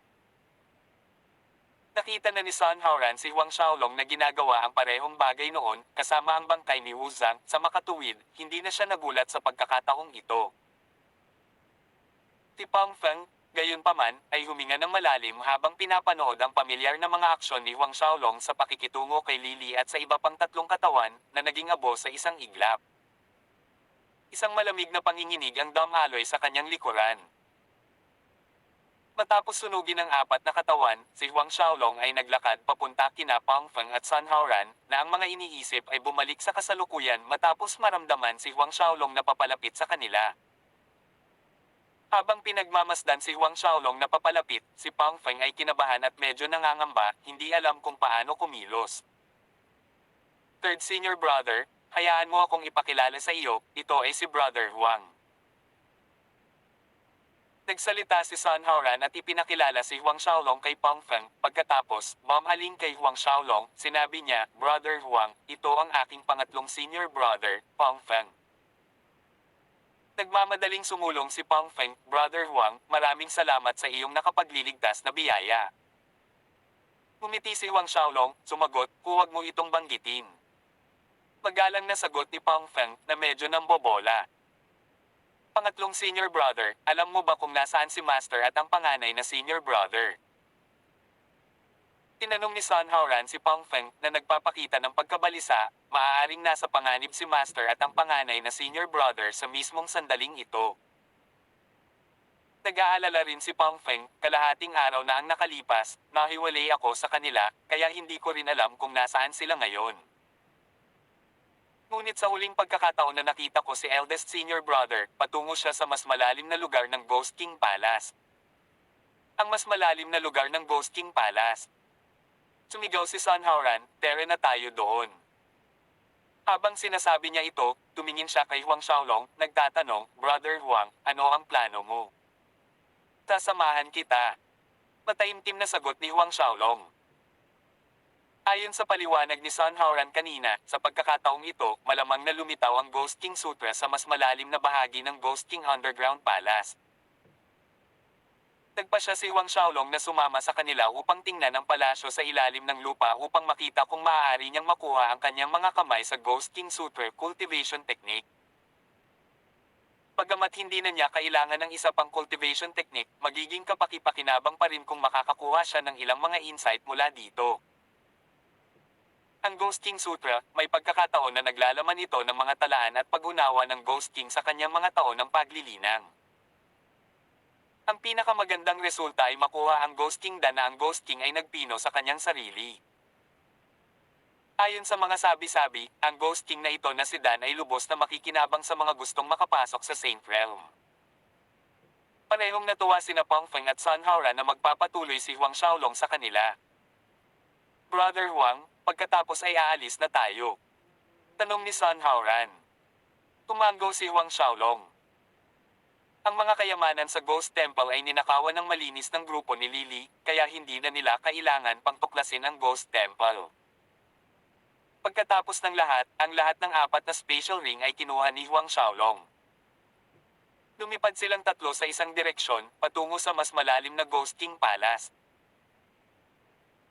Habang papalapit sila sa gitna ng Ghost King Palace, mas bumigat ang mga aura ng Ghost at Devil na sa isang tiyak na punto. Ang mga aura na ito ay naging iba't ibang kakaibang hugis fog na bumabalot sa kalangitan sa itaas ng Ghost King Palace. Mula sa malayo, wala itong pinagkaiba sa bundok ng multo o bundok ng demonyo. Makalipas ang isang araw, dumating silang tatlo sa pasukan patungo sa ilalim ng palasyo. Ang pasukan sa ilalim ng lupa ay lumampas sa isang dosenang zang sa taas at lapad na humahantong sa walang katapusang kadiliman. Si Huang Xiaolong ay 100 metro mula sa pasukan, ngunit ito ay sapat na malapit para sa kanya upang maramdaman ang takot ng mga aura ng multo at diablo na lumalabas mula sa palasyo sa ilalim ng lupa hanggang sa naging dahilan upang hindi mapalagay si Huang Xiaolong. Kumunat ang noo niya, ito ang unang beses na nakaramdam ng matinding pagkabalisa simula nang dumating siya sa mundong ito. Kuya Huang, papasok na ba tayo? Nagsalita si Sun Haoran. Tumango si Huang Xiaolong, dahil nandito na siya, dapat siyang magpahinga at sumabay sa agos. Mas ayaw niyang sumuko sa puntong ito. Sa pag-aari ng makajos na Mount Zumi, walang maaaring magkamali. Lumipad silang tatlo sa pasukan, at sa isang kisap mata, nilamon na ng dilim ng palasyo sa ilalim ng lupa ang kanilang mga silweta, na natatakpan ng nagliliyab na aura ng multo at demonyo. Brother Huang, Ang istruktura ng palasyong ito sa ilalim ng lupa ay napakasalimuot, puno ng mga bitag at pagbabawal, bukod pa sa hindi mabilang na mga multo at demonyo. Ang bawat isa ay dapat maging mas maingat at maingat sa pasulong. Paalala ni Pang Feng. Tumango si Huang Xiaolong. Gayunpaman, tulad ng sinabi ni Pang Feng, ang espasyo sa kanilang paligid ay umalingaw-ngaw ng mga hindi makamundong bagay. Tawag. I-prick. I-click. I-subscribe kwentong nobela. Hindi magagapi. Tagalog Translator, Andy Dors Kabanata 318. Giant Ghost na umabot sa Saint Realm Cultivation. Nagulat si Huang Xiaolong dahil sa biglaang mga hiyawan na nagmumula sa lahat ng apat na direksyon, at nang walang anumang indikasyon, nagbago ang tanawin sa harapan niya. Nawala ang orihinal na koridor, samantalang ang mga figure ni na Pang Feng at Sun Haoran ay wala kahit saan. Ano ito? Anong nangyayari? Pinuksan ni Huang Xiaolong ang Eye of Hell sa kanyang noo, iniskan ang lugar. Walang katapusang gamulong ang aura ng multo mula sa kawalan, sumirit ang mga masasamang espirito at inilabas ang kanilang mga pangil sa sariwang biktima. Huang Xiaolong ay nagpaputok ng earthen Buddha palm ng walang pag-aalinlangan. Myriad Buddha statues lumitaw mula sa lupa, Oriet Buddha luminescence brightened sa mundo. Kung saan ang banal na liwanag ay sumikat, ang aura ng multo ay sumangga at ang masasamang espirito ay dinalisay. Ang kapaligiran ay naging mas magaan at mas sariwa sa isang iglap. Gayunpaman, katatapos lang ni Huang Xiaolong na nilisan ang isang maliit na seksyon ng ang ghost aura at mga masasamang espirito ay muling lumitaw mula sa malapit na parang sila ay walang katapusan at hindi maaaring mapuksa. Ito ay isang array formation trap. Sa panunood ng mga bagong masasamang espiritu na nabuo halos kasabay ng kanyang pagtalo sa kanila, naunawaan ni Huang Xiaolong na sila ay pumasok sa ilang uri ng array formation. Isang malakas na ghost array formation sa ganoon. Ngayon, ang pinakamahalagang gawain ay ang hanapin ang mata ng array formation. Mabilis na nakaisip si Huang Xiaolong ng solusyon sa kasalukuyang sitwasyon. Ang kanyang silwete ay kumikislap sa hanay, pinapatay ang patuloy na dumaraming masasamang espirito habang pinagmamasdan ang kanyang paligid, sinusubukang hanapin ang pinanggalingan ng siksik na aura ng multo at masasamang espirito. Ayan. Ilang sandali pa, nagliwanag ang mga mata ni Huang Xiaolong habang nakatitig sa isang lugar sa kaliwang bahagi. Tumalon siya pasulong, dumiretso sa puntong iyon. Ang earthen Buddha palm ay ang arch nemesis ng mga multo, masasamang espirito at diablo. Sa makatuwid, sa daan, ginamit ni Huang Xiaolong ang parehong pag-atake upang iwaksi ang lahat ng mga sagabal. Sa kabila nito, habang papalapit siya sa gitna, mas nagiging makapal ang aura ng multo, na nagtitipon ng mas malakas at mas malalakas na masasamang espirito, napakarami sa kanila na halos wala ng lugar para sumulong. Kahit na may earthen Buddha palm, unti-unting bumagal ang bilis ni Huang Xiaolong. Walang magawa, pinatakbo ni Huang Xiaolong ang kanyang battle chi ng buong lakas, na pinakawala ng enerhiya ng Budismo sa loob ng kanyang katawan. Ang nagniningning na Buddha luminescence ay tumago sa kadiliman, na nagbibigay liwanag sa isang malaking lugar. Ang masasamang espiritu sa loob ng agarang kalapitan ng Huang Xiaolong ay sumangga sa kawalan.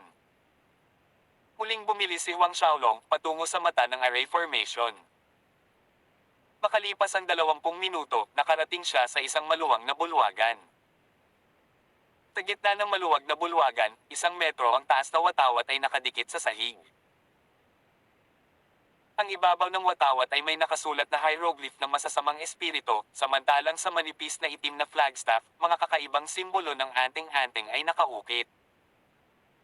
Ang mga simbolo ng anting-anting na ito ay may pagkakatulad sa mga sinaunang kasulatan, ngunit sa parehong oras, hindi.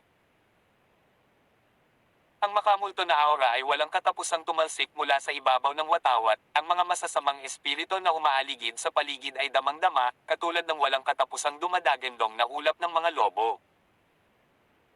Kung hindi dahil sa Eye of Hell ni Huang Xiaolong, magiging imposible para sa kanya na mahanap ang bandila sa gitna ng kadiliman at napakaraming masasamang espiritu. Walang alinlangan, ang watawat na ito ang susi sa malaking ghost array formation, ang mata ng array formation. Ngunit nang humakbang si Huang Xiaolong, gustong tanggalin ang bandila sa lupa, isang itim na liwanag ang kumikislap sa maluwang na bulwagan. Isang matayog na multo ang dumaong sa pagitan mismo ni Huang Xiaolong at ng bandila na hamarang sa kanyang dinadaanan. Ang higanting aswang na ito ay hindi bababa sa 4 na metro ang taas, kumikinang na itim na mga kaliskis na parang ahas na nakatikip sa katawan nito na parang armor. Ang isang kamay nito ay may hawak na sibat na may 3 prong na pinalamutian ng mga bungo sa bawat prong. Ang sibat na may 3 dulo ay tila tumutulo ng dugo. Nang lumitaw ang higanting multo, direktang inatake nito si Huang Xiaolong sa kamanghamanghang bilis. Ito ay mas mabilis kumpara kay Zhao Chen. Nagulat si Huang Xiaolong, nagkatawang tao ang Eminent Holiness Halberd, nakipagsagupaan sa sibat ng dugo na may 3 prong ng kalaban. Clang! Isang matalim na tunog ng pagbangga ng bakal ang umalangaw-ngaw. Isang pakiramdam ng pamamanhid ang bumalot sa braso ni Huang Xiaolong, ang kanyang mga paa ay sumuray-suray mula sa pagkakahampas at umatras ng ilang hakbang, ngunit ang higanting multo ay nanatiling hindi matinag, tulad ng isang matibay na bundok. Ganyan kalakas. Ang higanting multo na ito ay malamang na naglabas na ng kanyang anyo ng multo, na sumulong sa kaharian ng santo. Kapag ang mga mandirigma ng tao ay nag-cultivate na nakapasok sa Saint Realm, ibinabagsak nila ang kanilang mortal na pangangatawan at ang parehong prinsipyo ay ginagamit para sa mga multo cultivator. Ang pagsira sa kaharian ng santo ay nangangahulugan ng pagtanggal ng kanilang anyo ng multo na humuhubog sa isang tunay na katawan ng laman at dugo. Mula sa bawat aspeto, kapangyarihan, depensa, at sigla, ang bagong hugis na katawan na ito ay magiging mas malakas kaysa sa karaniwang mga mandirigma ng tao. Sa madaling salita, ito ay nasa hangganan ng immortalidad. Kahit na ang isang eksperto sa Saint Realm ay tatalikod at tatakbo kapag lumalaban sa isang multo na umaban sa Saint Realm. Hindi nagaksaya ng oras si Huang Xiaolong sa pagtawag sa Eminent Holiness Halberd at parehong itim at asul na Dragon Martial Spirit na agad na nagbabago ng kaluluwa. Sa loob ng Ghost Array Formation na ito, hindi niya kailangang mag-alala tungkol sa paglantad ng kanyang tunay na lakas, kaya't ginawa ni Huang Xiaolong ang lahat, hindi na itinago ang kanyang tunay na lakas. Ang itim at asul na kaliskis ng dragon ay nagpatong-patong sa katawan ni Huang Xiaolong. Sa oras na kinuha para kay Huang Xiaolong na mag-soul transform, ang sibat ng dugo na may 3 prong na multo ay naglunsad ng panibagong pag-atake. Nagningning sa mga mata ni Huang Xiaolong ang nag-aalab na pagnanasa sa labanan habang pinagmamasdan niya ang 3 dulong sibat ng dugo na tumutusok patungo sa kanya. Pag-ugoy ng halberd palabas, umalangaw-ngaw ang mga ingay ng pagbangga ng metal. Noong nakikipaglaban si Huang Xiaolong kay Zhao Chen sa City of Myriad Gods, isa pa rin siyang mid-Xiantian 10th Order. Bukod pa rito, nakikipag-away sila sa publiko at nag-aalala siya na malantad ang lahat ng kanyang trump card, kaya si Huang Xiaolong ay gumamit ng gerilya. Yuhit at tumakbo. Ngunit iba na ang sitwasyon ngayon, nalampasan na niya ang pinakamataas na huling Xiantian 10th Order. Itong Saint Realm Ghost ay ang pinakamahusay na kalaban na maaari niyang hilingin upang subukan ang kanyang tunay na lakas. Clang! Isa pang malakas na sagupaan ang umugong sa maluwag na bulwagan, ang nakapalibot na aura ng multo ay marahas na umaalingaw-ngaw. Ang malakas na impact ay nagtulak sa higanting multo na sumuray-suray pabalik ng higit sa 12 metro, samantalang si Huang Xiaolong ay nanatili pa rin sa pag-ikot na ito, ang kanyang mga paa ay matatag na nakatanim sa parehong lupa. Sa naunang palitan, nang hindi nagbabago ang kaluluwa kasama ang kambal na dragon na martial spirits at na-activate ang Azure Physic, si Huang Xiaolong ay nahulog ng bahagya sa ilalim ng lakas laban sa higanting multo. Pagkatapos ng pagbabagong anyo ng kaluluwa, gayunpaman, ang lakas ng pakikipaglaban ni Huang Xiaolong ay hindi lamang tumaas ayon sa antas.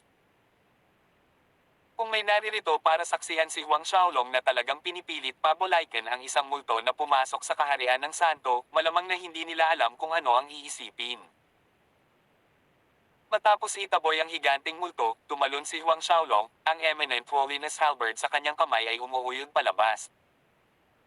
Hindi mabilang na mga anino ng halberd ang bumaril tulad ng mga bumabagsak na bulalakaw sa kalangitan sa gabi.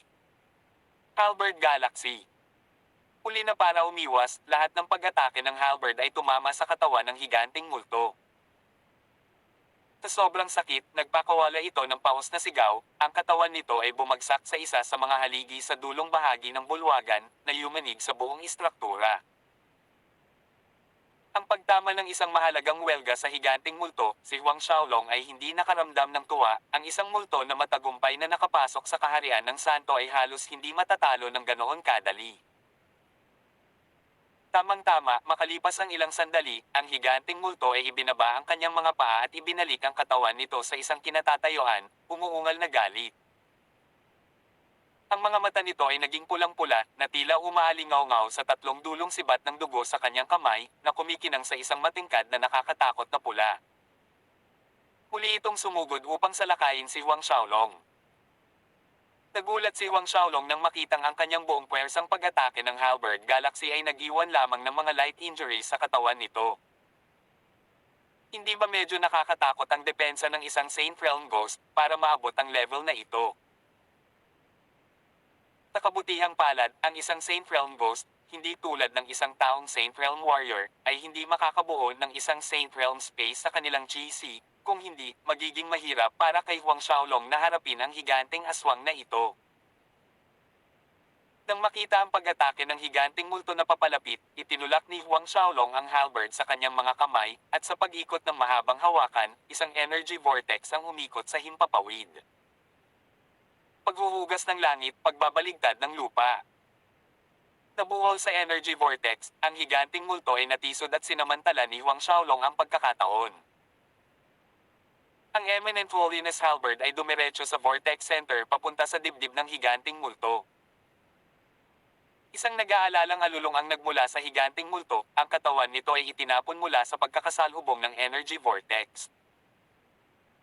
Damaloy ang itim na dugo mula sa dibdib nito, tumutulo sa sahig ng bulwagan, at nagmumula ang mga muffled na tunog kung saan bumagsak ang dugo, na naglalabas ng berdeng usok. Gayunpaman, matapos masagsak ng halberd ni Huang Xiaolong, ang higanting multong iyon ay muling bumaligtad, naglunsad ng panibagong pag-atake sa kanya. Umunat ang noo ni Huang Xiaolong. Hindi ito maaaring magpatuloy ng walang hanggan, kailangan niyang hanapin ang kaluluwa ng higanting multo na ito upang malutas ito minsan at magpakailanman.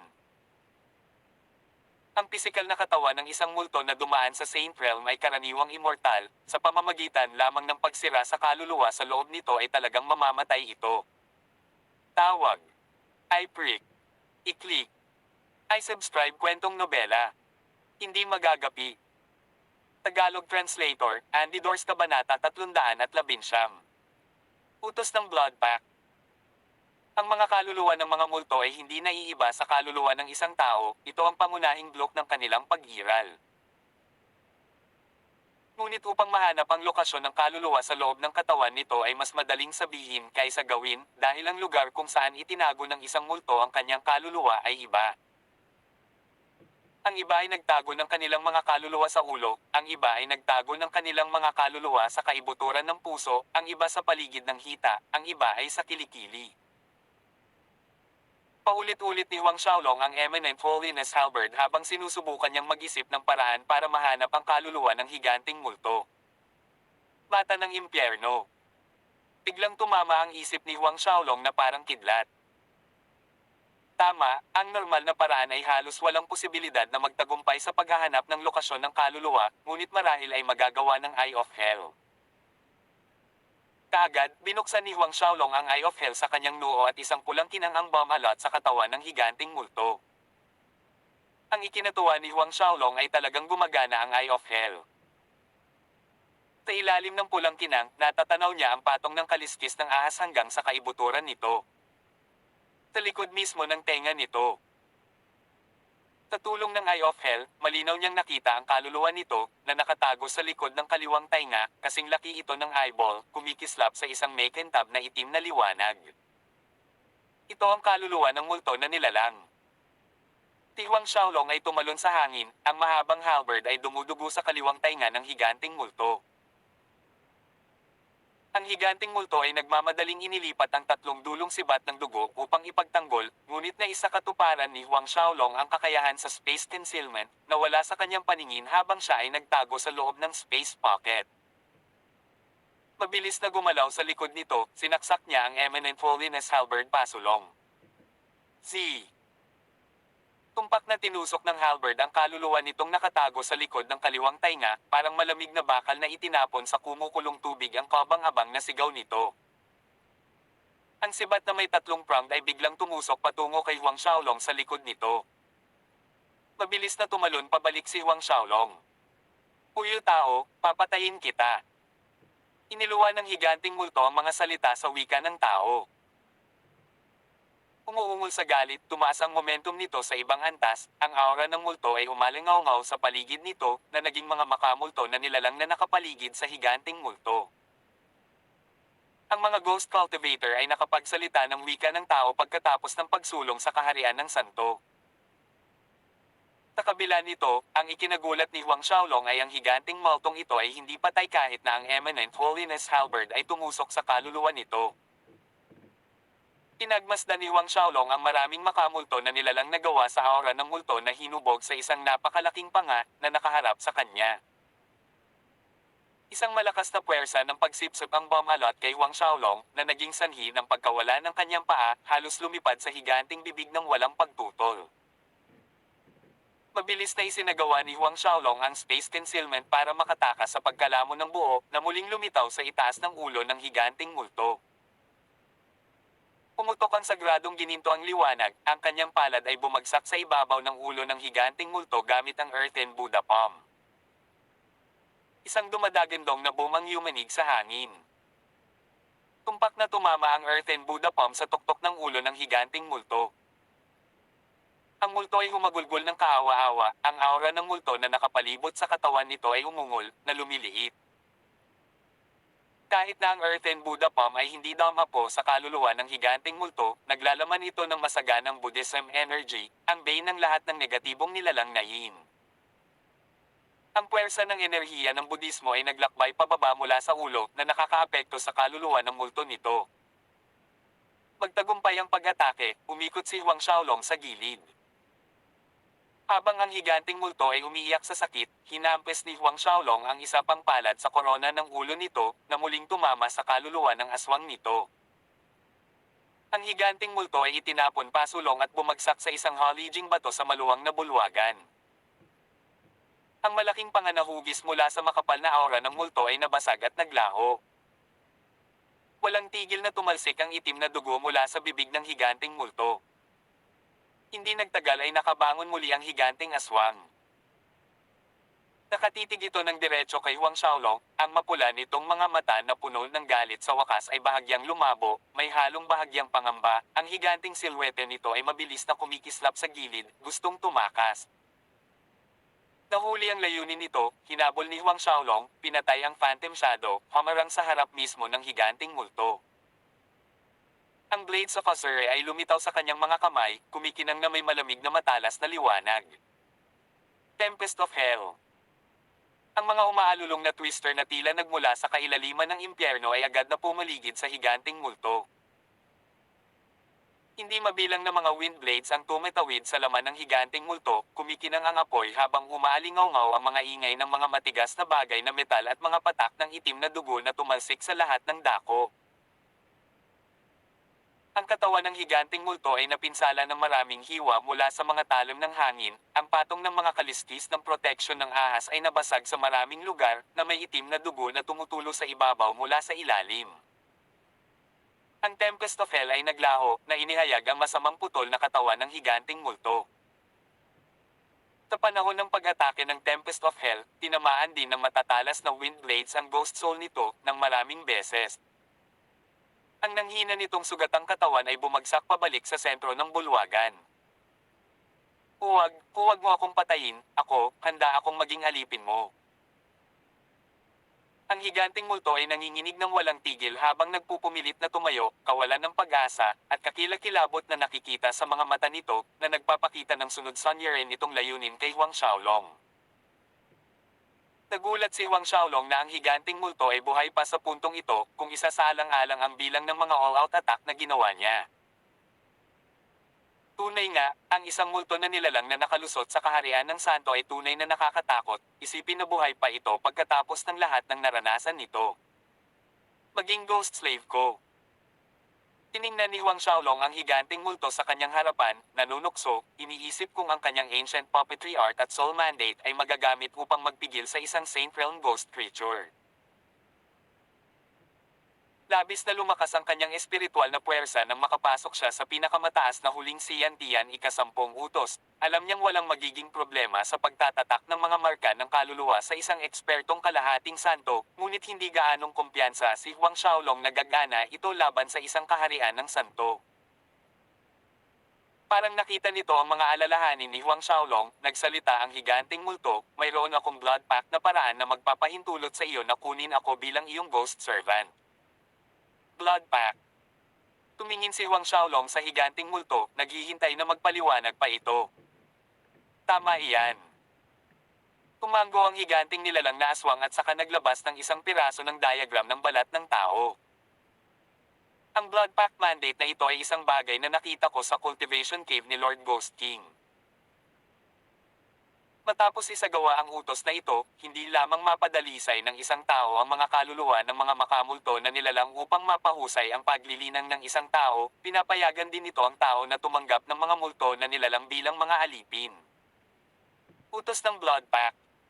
Iniwan ng Ghost King. Pinuhi ng mga kaluluwa ng mga ghost na nilalang upang mapahusay ang sariling lakas. Si Huang Xiaolong ay namangha. Isang puwersa ng pagsipsip ang nagmula sa kanyang kaliwang kamay at ang piraso ng diagram ng balat ng tao ay lumipad sa kanyang palad. Hawak ito, pinag-aralan itong mabuti ni Huang Xiaolong. Siyempre hindi papakawalan ni Huang Xiaolong ang mga salita ng higanteng multo na ito, kaya kailangan niyang tiyakin na ang Blood Pact mandate na ito ay walang kabuluhang ligtas bago magpasya kung isasagawa ito. Kawakas, pagkatapos dumaan sa balat ng tao ng 3 beses, natukoy ni Huang Xiaolong na hindi mali ang sinabi ng higanteng multo. Sa katunayan, pagkatapos ng pagsasanay sa Blood Pact mandate na ito, maaari niyang pinuhin ang mga ghost na nilalang upang pahusayin ang kanyang sariling lakas. Bukod dito, kaya niyang kontrolin at paikop sa kanya ang mga ghost na nilalang. Gayunpaman, mayroong isang nakapipinsalang salik sa paglinang ng kasanayang ito sa mandato, kung ang kanyang kaluluwa ay hindi sapat na malakas, madali siyang makakaranas ng pagsalungat mula sa mga masasamang espiritu at magiging isang part human part ghost existence bilang isang resulta. Si Huang Xiaolong ay nagsasanay ng soul mandate at ang sinaunang puppetry art, kumpara sa karamihan ng mga mandirigmang tao ay napakalakas ng kanyang kaluluwa. Sa makatuwid, ang maliit na downside na ito ay baliwala sa kanya. Sa pagtingin sa diagram sa kanyang kamay, si Huang Xiaolong ay nasiyahan sa loob. Sa Blood Pact mandate na ito, sa loob nitong Ghost King Palace ay para siyang isda na babalik sa dagat. Noong una ay medyo nag-aalala siya sa malaking bilang ng mga multo at masasamang espiritu, ngunit ngayon, lahat ng kanyang mga alalahanin ay nawala. Kasunod nito, sinunod ni Huang Xiaolong ang pamamaraang nakasaad sa Blood Pact mandate at tinusok ang kanyang daliri. Gamit ang 9 na patak ng dugo, mabilis na gumalaw ang kanyang mga kamay, gumuhit ng 9 Palace diagram na lumiit at lumubog sa kaluluwa ng higanteng multo sa gitna ng mga kilay nito. Unti-unting sumanib ang dugo ni Huang Xiaolong sa kaluluwang multo nito, at makalipas ang ilang sandali, naramdaman ni Huang Xiaolong ang malabong telepatikong koneksyon sa higanteng multo. Isang higanteng multo ng Saint Realm ang nasakop. Kahit na ang higanteng multo ay kaka-advance pa lang sa Saint Realm, kay Huang Xiaolong, ito ay isang malaking puwersa pa rin sa kanyang panig. Bukod dito, ang higanteng multo na ito ay malamang na pamilyar sa Ghost King Palace dahil nakatira ito sa loob ng maraming taon. Talagang malaking tulong ito kay Huang Xiaolong sa paghahanap niya sa Ghost King Sutra at sa Ghost King na si Dan. Matapos masupol ang higanteng multo, naglabas si Huang Xiaolong ng 9 na dahon na purple grass mula sa Azure Ring at ipinasa ito sa higanteng multo upang mapagaling nito ang mga sugat nito. Ang 9 leaves purple grass ay talagang isang panacea para sa pagpapagaling ng mga pinsala, hindi nagtagal para gumaling ang higanteng multo sa mga pinsalang natamo nito, maging ang kaluluwa ng aswang nito ay ganap na gumaling. Nabanggit mo na natagpuan mo ang Blood Pact Mandate sa isa sa mga cultivation cave ng Ghost King, saan iyon? Nang ganap na gumaling ang mga sugat ng higanting multo, nagtanong si Huang Xiaolong. Oo, may-ari. Nagpatuloy ang higanting multo, ngunit ang cultivation cave ng Lord Ghost King ay may mabibigat na pagbabawal at mga bitag. Nakarating lang ako sa ikalawang palapag, ngunit ayon sa aking kaalaman, ang Ghost King Sutra at Ghost King Dan ay parehong nasa iisang lugar, sa ikalimang palapag. Tawag. I prick. I-click. I subscribe kwentong nobela. Hindi magagapi. Tagalog Translator, Andy Dors Kabanata 312. Ang kuweba ng paglilinang ng Ghost King. Ang Ghost King Sutra at Ghost King Dan ay nasa iisang cultivation cave sa ikalimang palapag. Tuwang-tuwa si Huang Xiaolong sa balitang ito. Ang Ghost King Palace ay napakalawak, ang paghahanap sa kanyang sarili ay katulad ng paghahanap ng karayom sa isang higanting dayami. Ngayong alam na niya kung saan matatagpuan ang Ghost King Sutra at Ghost King Dan, mas naging madali ang mga bagay. Gabayan mo ako sa lugar na iyon ngayon. Sabi ni Huang Xiaolong. Mag-iisip siya ng paraan para makapasok noon. Oo, may-ari. Tagot ng higanting multo. Gayunpaman, bago umalis, tinanggal ni Huang Xiaolong ang array flag at inilagay ito sa ossuary ring. Tauna ay hindi alam ni Huang Xiaolong ang eksaktong paraan upang i-deactivate ang array, kaya binalak niyang gumamit ng marahas na puwersa, ngunit kasama ang higanting multo doon, nagawa niyang lumabas sa array sa pinakamaikling oras gamit ang ghost flag na nadembong upang idagdag sa kanyang koleksyon. Ayon sa Giant Ghost, ang Ghost Array Formation ay tinawag na Sea of Devils and Ghosts Array. Sa hinaharap, kapag napino ni Huang Xiaolong ang Devil at Ghost Flag, makokontrol at may lalatag niya ang Sea of Devil at Ghosts Array laban sa kanyang mga kaaway. Pag-alis sa maluwag na bulwagan, dinala ng higanting multo si Huang Xiaolong diretso sa nabanggit na Ghost King Cultivation Cave. Sa daan, nalaman ni Huang Xiaolong ang pangalan ng higanting multo, Feng Yang. Pinangunahan ng higanting multo, si Feng Yang, si Huang Xiaolong sa maze corridors ng Ghost King's Palace.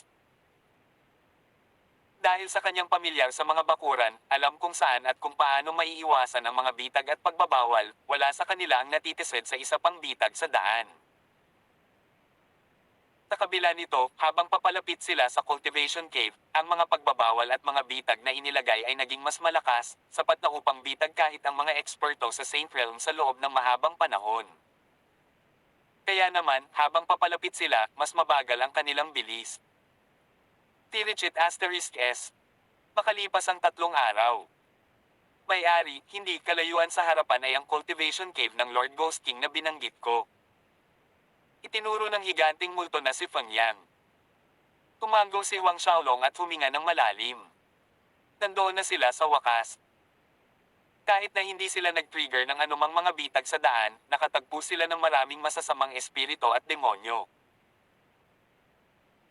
Ang ilan sa mga masasamang espiritu at diablo na iyon ay napakalakas, maihahambing sa mga eksperto sa 3rd Order o 4th Order Saint Realm ng tao, isang antas na hindi kayang talunin ni Huang Xiaolong at ng higanting multo na si Feng Yang kahit na 2 laban sa isa. Sa kabutihang palad, nasa kanya ang makajos na Mount Zumi, na nagbigay daan sa kanya at kay Feng Yang na makatakas mula sa mga kamay ng pagtugis ng mga demonyo at masasamang espiritu. Hindi lahat ng engkwentro ay masama, ginamit ni Huang Xiaolong ang Blood Pact Mandate para pinuhin ang 7 half-saint ghost at kaluluwa ng mga demonyo. Ang kaluluwa ay kung saan nagtitipon ang kanilang paglilinang, ang enerhiya sa loob nila ay sapat na upang itaas ang kanyang paglilinang sa kalahating santo. Hindi nagtagal, nakita ni Huang Xiaolong ang isang bundok sa unahan. Isang napakalaking bundok ang nakabitin sa kalangitan, mga ilang dosenang milya ang haba at ilang dangzang ang taas. Ang mga umaagos na ulap ng multo ay bumabalot sa bundok ng multo, ang aura ng multo doon ay mas siksik kaysa sa kung saan man naroon si Huang Xiaolong. Iyon ang Ghost King Mountain. Si Huang Xiaolong ay tumitig ng may paghanga sa napakalaking bundok na lumulutang sa himpapawid, nagtanong kay Feng Yang. Ang isang underground na istruktura ng Ghost King Palace ay talagang mayroong napakalaking bundok na lumulutang sa himpapawid, ang eksena ay kahanga-hanga. Tama iyan, owner. Ito ang Ghost King Mountain, ang cultivation cave ni Lord Ghost King ay matatagpuan sa tuktok ng bundok. Magalang na paliwanag ng higanting multo na si Feng Yang. Tumango si Huang Xiaolong, let's go. Ang kanyang paa na tumatapik sa sahig, lumipad siya patungo sa Ghost King Mountain kasama si Feng Yang na mahigpit na sumusunod sa likuran. Ngunit bago marating ni Huang Xiaolong ang Ghost King Mountain, mula sa malayo, nakita niya ang isang grupo ng mga tao na nagkukumpulan sa plaza. Isang mabilis na sulyap sa pagkalkula ng hindi bababa sa 50 hanggang 60 tao. Dadurod ang puso ni Huang Xiaolong, hindi niya inasahan na magkakaroon ng ganoon karaming tao na mas maagang darating kaysa sa kanya. Ngunit sa isang pangalawang pag-iisip, nakita ni Huang Xiaolong na katanggap-tanggap para sa iba na dumating bago siya, naantala siya ng 8 araw upang pinuhin ang Dragon Essence mula sa Earth Dragon Egg. Biglang kumislap ang malamig na liwanag sa mga mata ni Huang Xiaolong. Zhao Chen. Sa gitna ng grupo ng 50 hanggang 60 tao, si Zhao Chen ay kasama nila. Maaaring nakatalikod siya kay Huang Xiaolong, ngunit nakilala ni Huang Xiaolong ang silhwete na iyon sa isang sulyap. Sa tabi ni Zhao Chen ay walang iba kundi ang matanda na may pilak na buhok, si Steward Feng, at 7 iba pang eksperto ng Sin City. Paggrupo sa parisukat, ang iba't ibang grupo ng mga eksperto ay tinatalakay ang mga paraan ng pagpasok sa Ghost King Mountain. Nang makita ang ingay ng lumalakas na hangin, lahat ay nagulat, lumingon upang tumingin ng may pagtataka. Nilinggan ni Zhao Chen ang kanyang ulo, nakita si Huang Xiaolong na lumilipad, nagsalubong ang kanilang mga tingin. Natigilan si Zhao Chen sa una, ngunit mabilis na napalitan ng tuwa. Umungad sa kanyang mga mata ang layuning pumatay. Sa kanilang huling pagkikita sa City of Myriad Gods, si Huang Xiaolong ay nakatakas mula sa kanyang mga kamay, ito ang pinakamalaking kahihiyan sa kanyang buong buhay. Sa mga araw na ito, binabantayan niya si Huang Xiaolong, ngunit parang nawala si Huang Xiaolong dahil walang anumang mga palatandaan kung nasaan siya. Hindi niya inaasahan na hindi lang si Huang Xiaolong ang dumating sa Ghost City, pumasok siya sa Ghost King Palace at umabot pa hanggang sa puntong ito. Nang matukoy ang layunin ng pagpatay sa mga mata ni Zhao Chen, tumikim si Huang Xiaolong. Sa ilalim ng maraming pares ng maingat na mga mata, si Huang Xiaolong at ang higanting multo na si Feng Yang ay dumaong sa plaza. Dahil si Feng Yang ay natatakpan mula ulo hanggang paa sa isang itim na brocade na robe, itinatago ang kanyang pisikal na katawan at naiwan lamang ang kanyang mga mata at bibig, pati na rin ang lahat ng kanyang ghost aura ayon sa mga tagubilin ni Huang Xiaolong, walang sino man ang nag-alinlangan sa malaking higanting ito ng isang tao, na maging kahit ano maliban sa tao. Pagdating sa plaza, muling tiningnan ni Huang Xiaolong ang mga taong naroroon. Maliban sa puwersa ng City of Myriad Gods, mayroong Snow Dragon City, Imperial Saber City, at mga disipulo ng Green Ghost City. Mula sa nangungunang 10 puwersa ng Bedlam Lands, 4 sa kanila ang nasa harap ni Huang Xiaolong. Gayunpaman, ang mga alagad ng Millennium City ay wala kahit saan. Ilang araw bago ito, matapos lumabas si Huang Xiaolong mula sa hanay ng mga multo, nahiwalay siya kina Pang Feng at Sun Haoran. Pagkatapos na hindi sila makita dito, iniisip ni Huang Xiaolong kung buhay pa ba sila o patay na. Ang mabilis na sulyap sa paligid ay nagbigay kay Huang Xiaolong ng ideya tungkol sa lakas ng mga puwersang natipon doon. Maagang antas ng Saint Realm, 4 sa kabuuan. Karamihan sa kanila ay tulad ni Zhao Chen, maagang First Order Saint Realm. Dahil sa resultang ito, bahagyang gumaan ang pakiramdam ni Huang Xiaolong. Samantalang ang mga disipulo mula sa Snow Dragon City, Imperial Saber City, at Green Ghost City ay nakahinga rin ng maluwag nang makitang si Huang Xiaolong ay isang pick-late Xiantian 10th Order lamang. Yehe, Huang Xiaolong? Hindi mo akalain na maabyutin mo ako dito, di ba? Sarcastic na tumawa si Zhao Chen, pinangungunahan si Steward Feng at ang kanyang mga subordinate. Sa isang kisap mata, pinalibutan ni Steward Feng at ng iba pang mga gwardya si Huang Xiaolong at higanting multo na si Feng Yang sa gitna, na isinara ang lahat ng posibleng ruta ng pagtakas. Napansin ng iba pang mga tao doon na magkakilala sina Huang Xiaolong at Zhao Chen, at higit pa rito, may sama ng loob. Tumayo ang lahat sa gilid, naghihintay sa isang magandang palabas. Wang Xiaolong. Tang sekta nagmula ang lokong ito. Napakatanga niya para saktan si Zhao Chen. Tinabi ni Li Qieping ng Snow Dragon City na may nararamdamang schadenfreude. Si Li Qieping ang pangalawang senior brother kina Lily at Dohuagang na pinatay ni Huang Xiaolong kanina sa Ghost Temple. Sa oras na ito, hindi pa rin alam ni Li Qieping ang katotohanan ito. Nagtataka ako kung paano tatapusin ni Zhao Chen ang batang ito mamaya. Umalaklak ang isang nasa katanghaliang gulang na lalaki na may malalaking mata at makapal na kilay mula sa Green Ghost City. Ang lalaking ito ay ang kastelan ng Green Ghost City, ang pinakamatandang disipulo ni Ghost Bear Wang Kun, si Guo Dahui. Sabi ko, hindi hahayaan ni Zhao Chen na mamatay ng ganoon kabilas ang batang ito, malamang na maglalaro siya saglit at kapag nainip siya, mamamatay ang batang iyon. Isang kabataang babae na medyo maganda na nakatayo sa tabi ni Li Qieping ang nagsalita sa pagkakataong ito. Ang batang babaeng ito ay ang third junior sister ni Li Qieping, si Wang Lin, third senior sister kina Lily at Dohuagang. Tawag. I-prick. I-click. I-subscribe kwentong nobela. Hanggang dito na lang muna mga masters. Salamat sa pagsubaybay mga lods. Abangan lamang ang kasunod na episode. Nang hindi magagapi. Dito sa ating channel. Kwentong nobela.